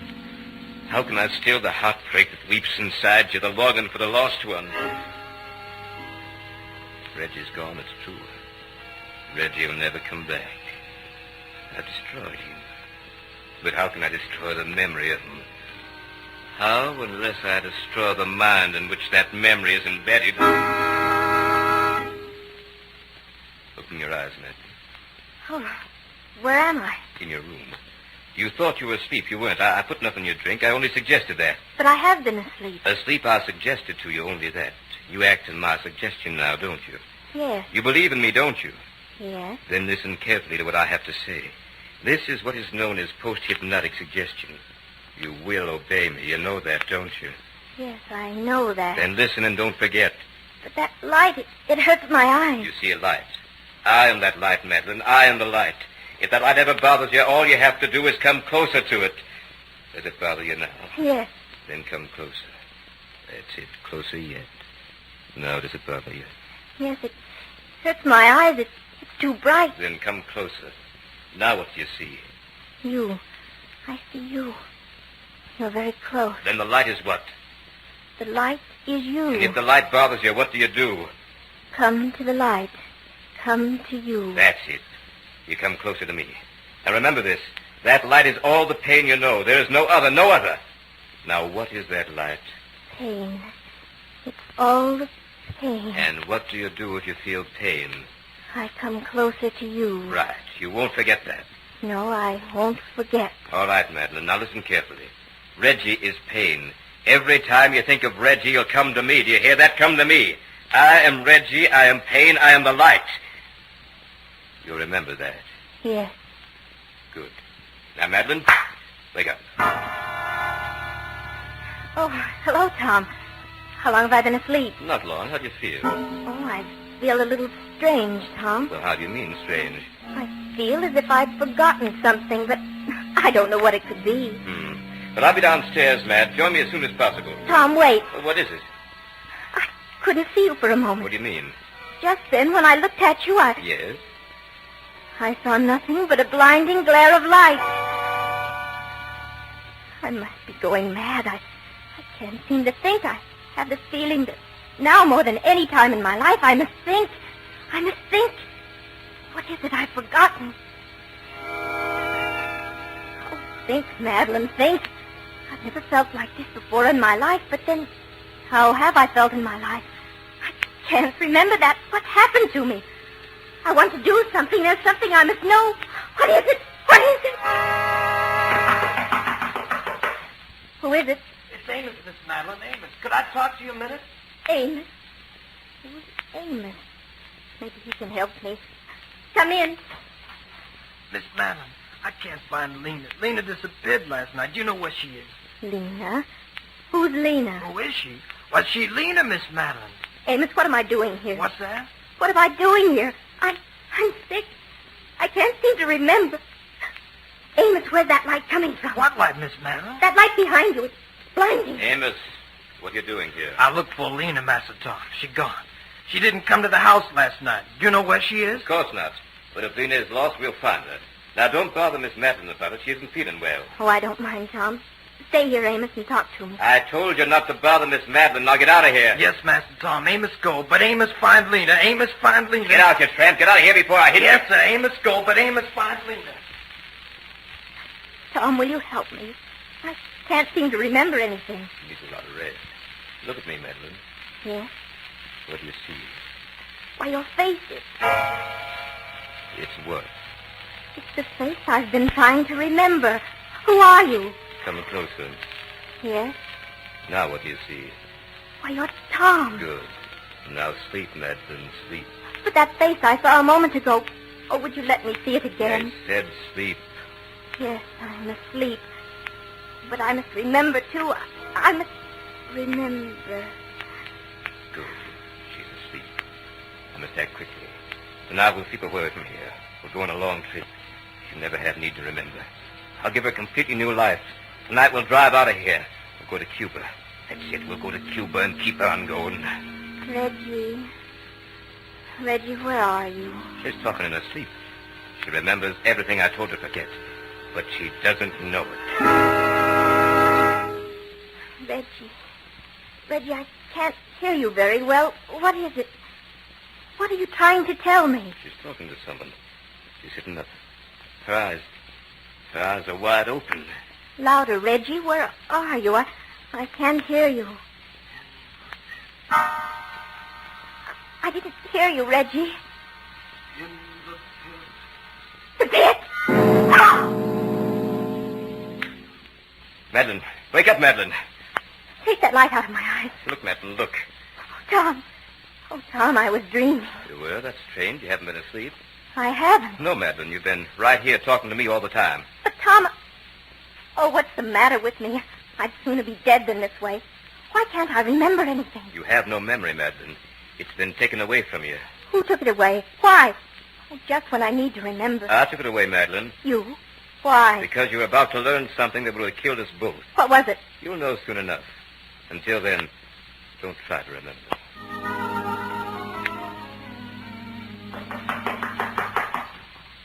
Miss Madeline, Miss Madeline. Who is it? It's Amos, Miss Madeline. I must see you right away. Come in, Amos. Miss Madeline, you gotta get out of here. Get out? Why? Master Tom's in a killing mood. He just tried to kill me. Oh, Amos, what are you saying? Tom wouldn't kill you. Yes, he would, Miss Madeline. I followed him out in the bayou. I saw him with Lena. Who's Lena? You remember Lena, Miss Madeline? She's Lena. She's my Lena. I seem to remember, yet I don't. Oh, tell me, Lena. Tell me more about her. Why should I remember her? You should remember Lena because, well, Lena's your friend. Lena tried to help you. Now she's dead. My Lena dead, Miss Madeline. Master Tom killed her. I see him with her down in the bayou. Amos, I can't see you. It's that light again. Amos, be careful. The light is behind you. Amos, I told you to stay away from Miss Madeline while you're here. I saw you, Master Tom. I saw you bury Lena in the bayou. You killed my Lena. I warned you. Now you're going to... Come back here, you babbling fool. Come back here. Amos, be back. But Amos, come back for Lena. Miss Madeline, run away. Run away, Miss Madeline. Run. Get that meddling fool. Amos, I'm coming to get you. Oh, the light, it's going away. I must follow it. I must follow the light. Madeline, stay back. Don't come out here. The light going away. I must follow the light. Madeline, turn back. Without the light, there's nothing. I can't lose the light. Madeline, I command you to go back to the house. It's gone. Where did the light go? Hey, Miss Madeline, duck behind this tree. It's Amos. Master Tom don't see us here. Amos, take you back to the house. Master Tom awful crazy. You gotta get out of here. Where are you, Madeline? Answer me. Down low, Miss Madeline. He's coming. Madeline. Madeline, don't move. Cottonmouth, don't move an inch. The light. There's the light. Forget the light, Madeline. Please don't move a muscle. That snake isn't 2 feet from your face. Tom, bring the light closer. I want pain. That's what I want, Tom. I want pain and Reggie. Madeline. I must find Reggie. Reggie. Quiet, you little fool. That snake will strike at anything moves. Madeline, look out. Reggie. I lost Reggie. She remembers after all. Please, Miss Madeline, listen to Master Tom. Madeline. The snake. It's Madeline. Snake. Snake. Ah! Right in the mouth. Amos, grab her. Miss Madeline. Miss Madeline. Give her to me. Madeline, speak. Tom, you did this. Don't talk, Madeline. I'll get you back to the house. You killed Reggie. No. Reggie died in the quicksand pit. You killed him. Oh, Reggie, it would have been lovely and... Madeline. Madeline, speak to me. Good heavens, she's dead. Madeline's dead. Master Tom. Go away, Amos. Go away. Madeline, what have I done? Master Tom, you killed Master Reggie. I didn't mean to, Amos. I didn't mean to. And you killed my Lena, too. I must have been mad. Now Amos killed you, Master Tom. Go away, Amos. What? Now old Amos killed you, Master Tom. It's right. Amos must kill you now. Stand back, you fool. Get away from me. Amos gonna kill you, Master Tom. May the good Lord help me do it. Amos, give me that gun. I'll have you whipped. No, Master Tom, you won't whip Amos. You won't whip anybody anymore. Amos! Amos, don't! Master Tom gone. Miss Madeline's gone. Nothing but the bubbles in the bayou. Ain't nobody left at Tynooks anymore. The bayou got us all. Now Amos gone. Lena. Amos, hear the voices.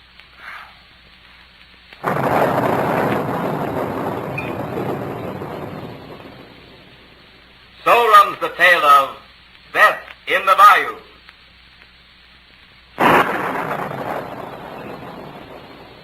Remember to join us next week at the same time for another journey down the corridors of the Hall of Fantasy to hear the tale of the Doctor of Terror.